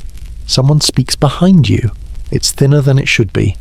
The voice belongs to Matthew, one of the council's younger men. His eyes trace the line where the far bank disappears into a cluster of trees. Storms kept it from freezing clean. There's a murmur through the group agreement. Worry. The mental inventory of who and what could make the crossing first if they had to. You can feel it in yourself, too, that mental sorting, the way you weigh survival against fairness without even meaning to. The council gathers near the lead ox, voices low. You can't hear every word, but fragments carry over the ice-cutter path too much. Wait, send them first. While they talk, you crouch at the edge. The ice closest to shore is solid enough to hold you, your knees sending dull vibrations into its skin. A frozen branch juts out where the water's current has forced two slabs together. You touch it with your glove, and a film of frost sticks there, fine as powdered glass. The noise from upstream comes so suddenly you think at first it's the wind. Then it grows an odd mix of rushing and grinding, like stones tumbling in a barrel. Heads snap in its direction. A floe is moving toward you. Spun loose from somewhere upriver, it turns slowly in the current, carrying a thick layer of snow. At first it's just ice and snow and shadow, but then you see something on it. It's small, half buried, but the shape is familiar. A brim. The floe spins, catching light. The hat's crown is crushed in on one side, a smear of frozen mud streaking its felt, the same felt you saw in the clearing, and again by the fire last night. You open your mouth, but no sound comes out.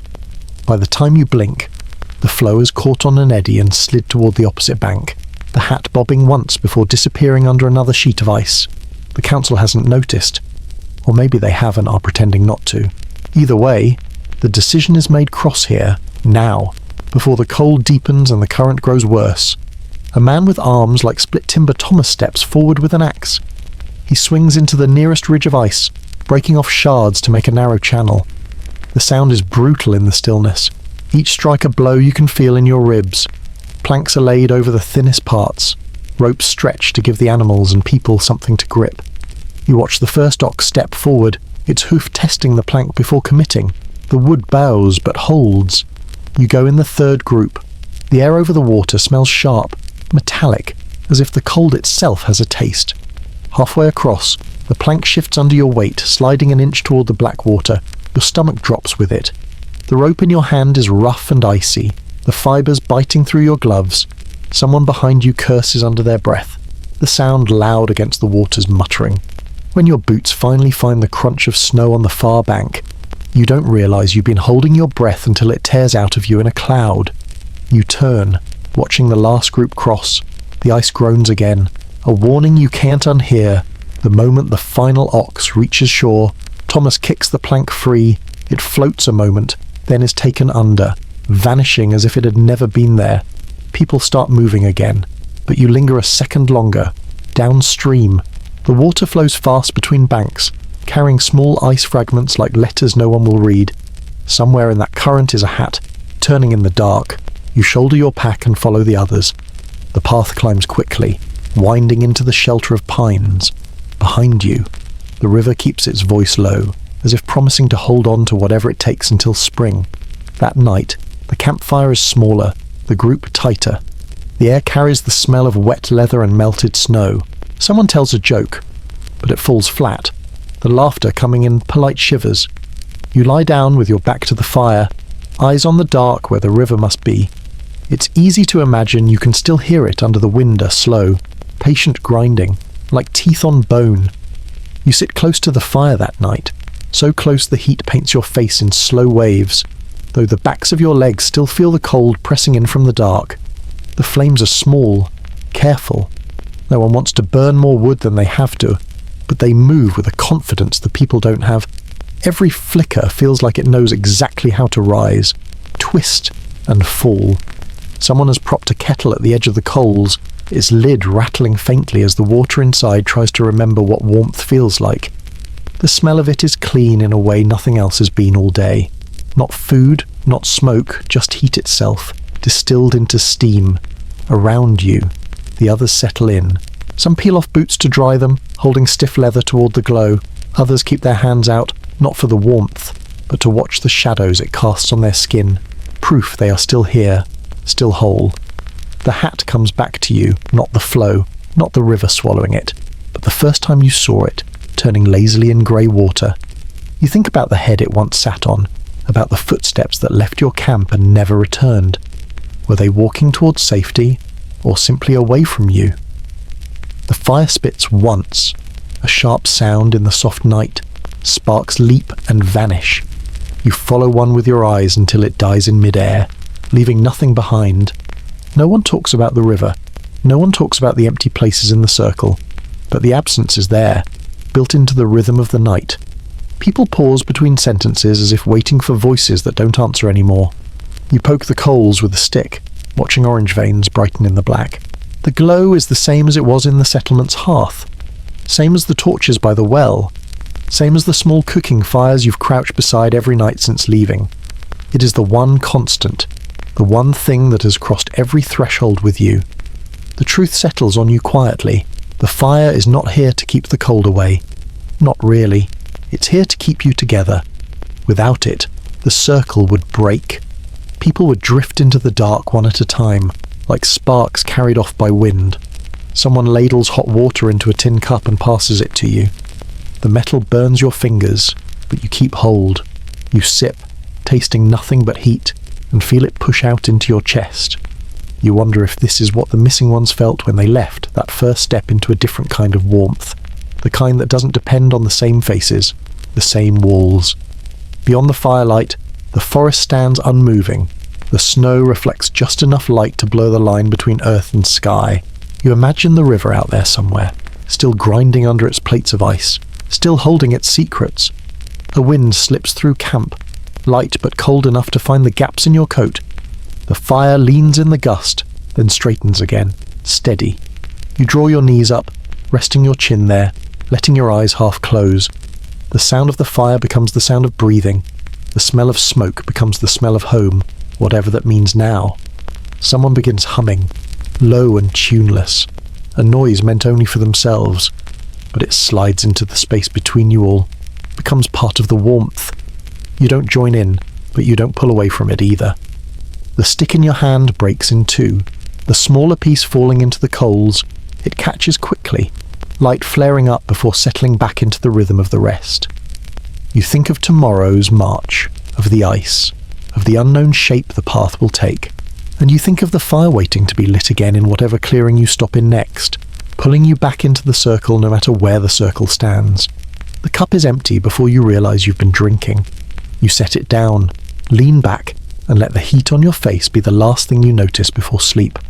Somewhere in the drift between waking and dreaming, you see the hat again, longer turning in the water, but resting beside the fire, dry, waiting for whoever chooses to claim it. And then it's gone, and the only thing left is the fire.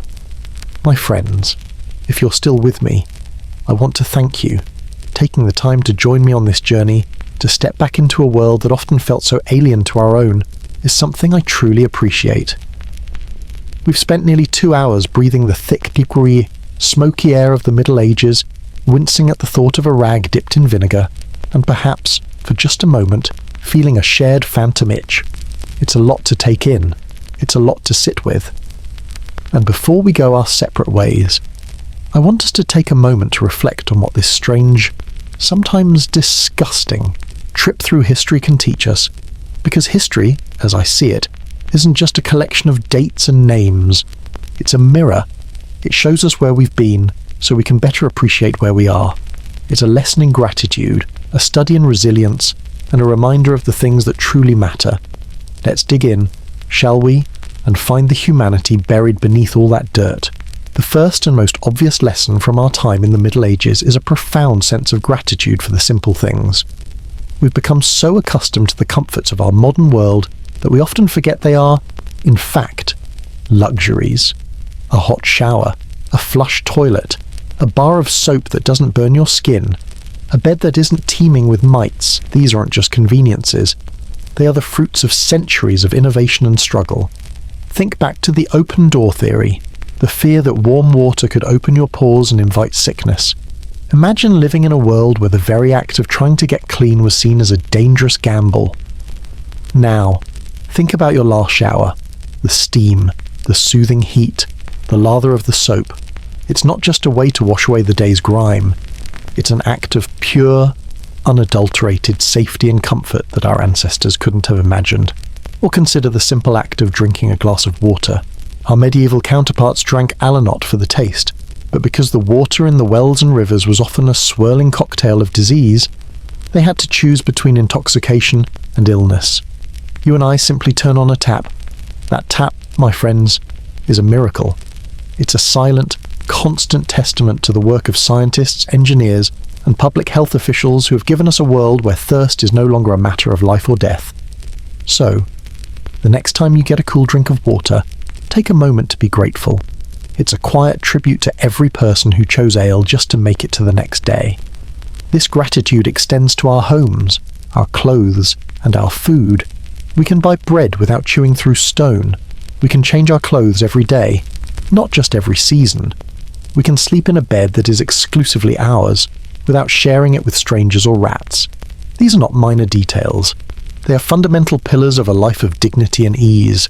By understanding what life was like without them, we can appreciate the immense privilege we have in simply existing in our own time. The second lesson is perhaps the most humbling, the incredible resilience of the human spirit.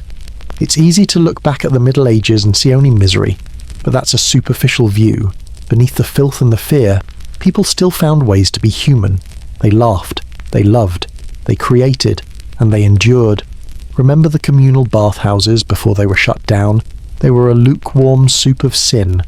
Yes, but they were also places of community. People didn't just go there to wash.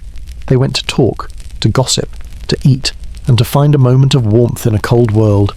That desire for connection, for shared experience, is something that transcends time and dirt. They found a way to turn a chore into a social event, to find joy in a shared, steamy room, even if it was a bit unsanitary. Think about the tiny acts of vanity and hope we discussed. The girl dabbing her face with a drop of rosewater before market day. The boy with a sprig of thyme tucked into his tunic. These weren't grand gestures. They were small, private acts of rebellion against a world that wanted to wear them down. They were a way of saying, I am still a person, I still care, I still hope. And in those moments, they found a kind of strength that is truly inspiring. They knew their efforts might not make a difference in the grand scheme of things, but they did it anyway. They fought the dirt because it was a way of fighting despair. That fundamental impulse to find beauty and dignity in the face of ugliness is one of the most powerful things about us. Our deep dive into medieval life also reveals a lesson about community. We've become so focused on personal space and privacy that the idea of a shared bed or a public latrine seems horrifying. And yet, for them, it was simply life. Think about the sheer closeness of their existence. Families sleeping in a single room, sharing a bed, a meal, and a fate. It forged a kind of bond that we can hardly comprehend. They knew each other's smells, their sicknesses, their sorrows, and their small victories. This intimacy, while physically uncomfortable, created a dense social fabric. They relied on each other in a way that we rarely do today. A neighbour's cry of "guard low" wasn't just a warning, it was a part of a shared, communal rhythm.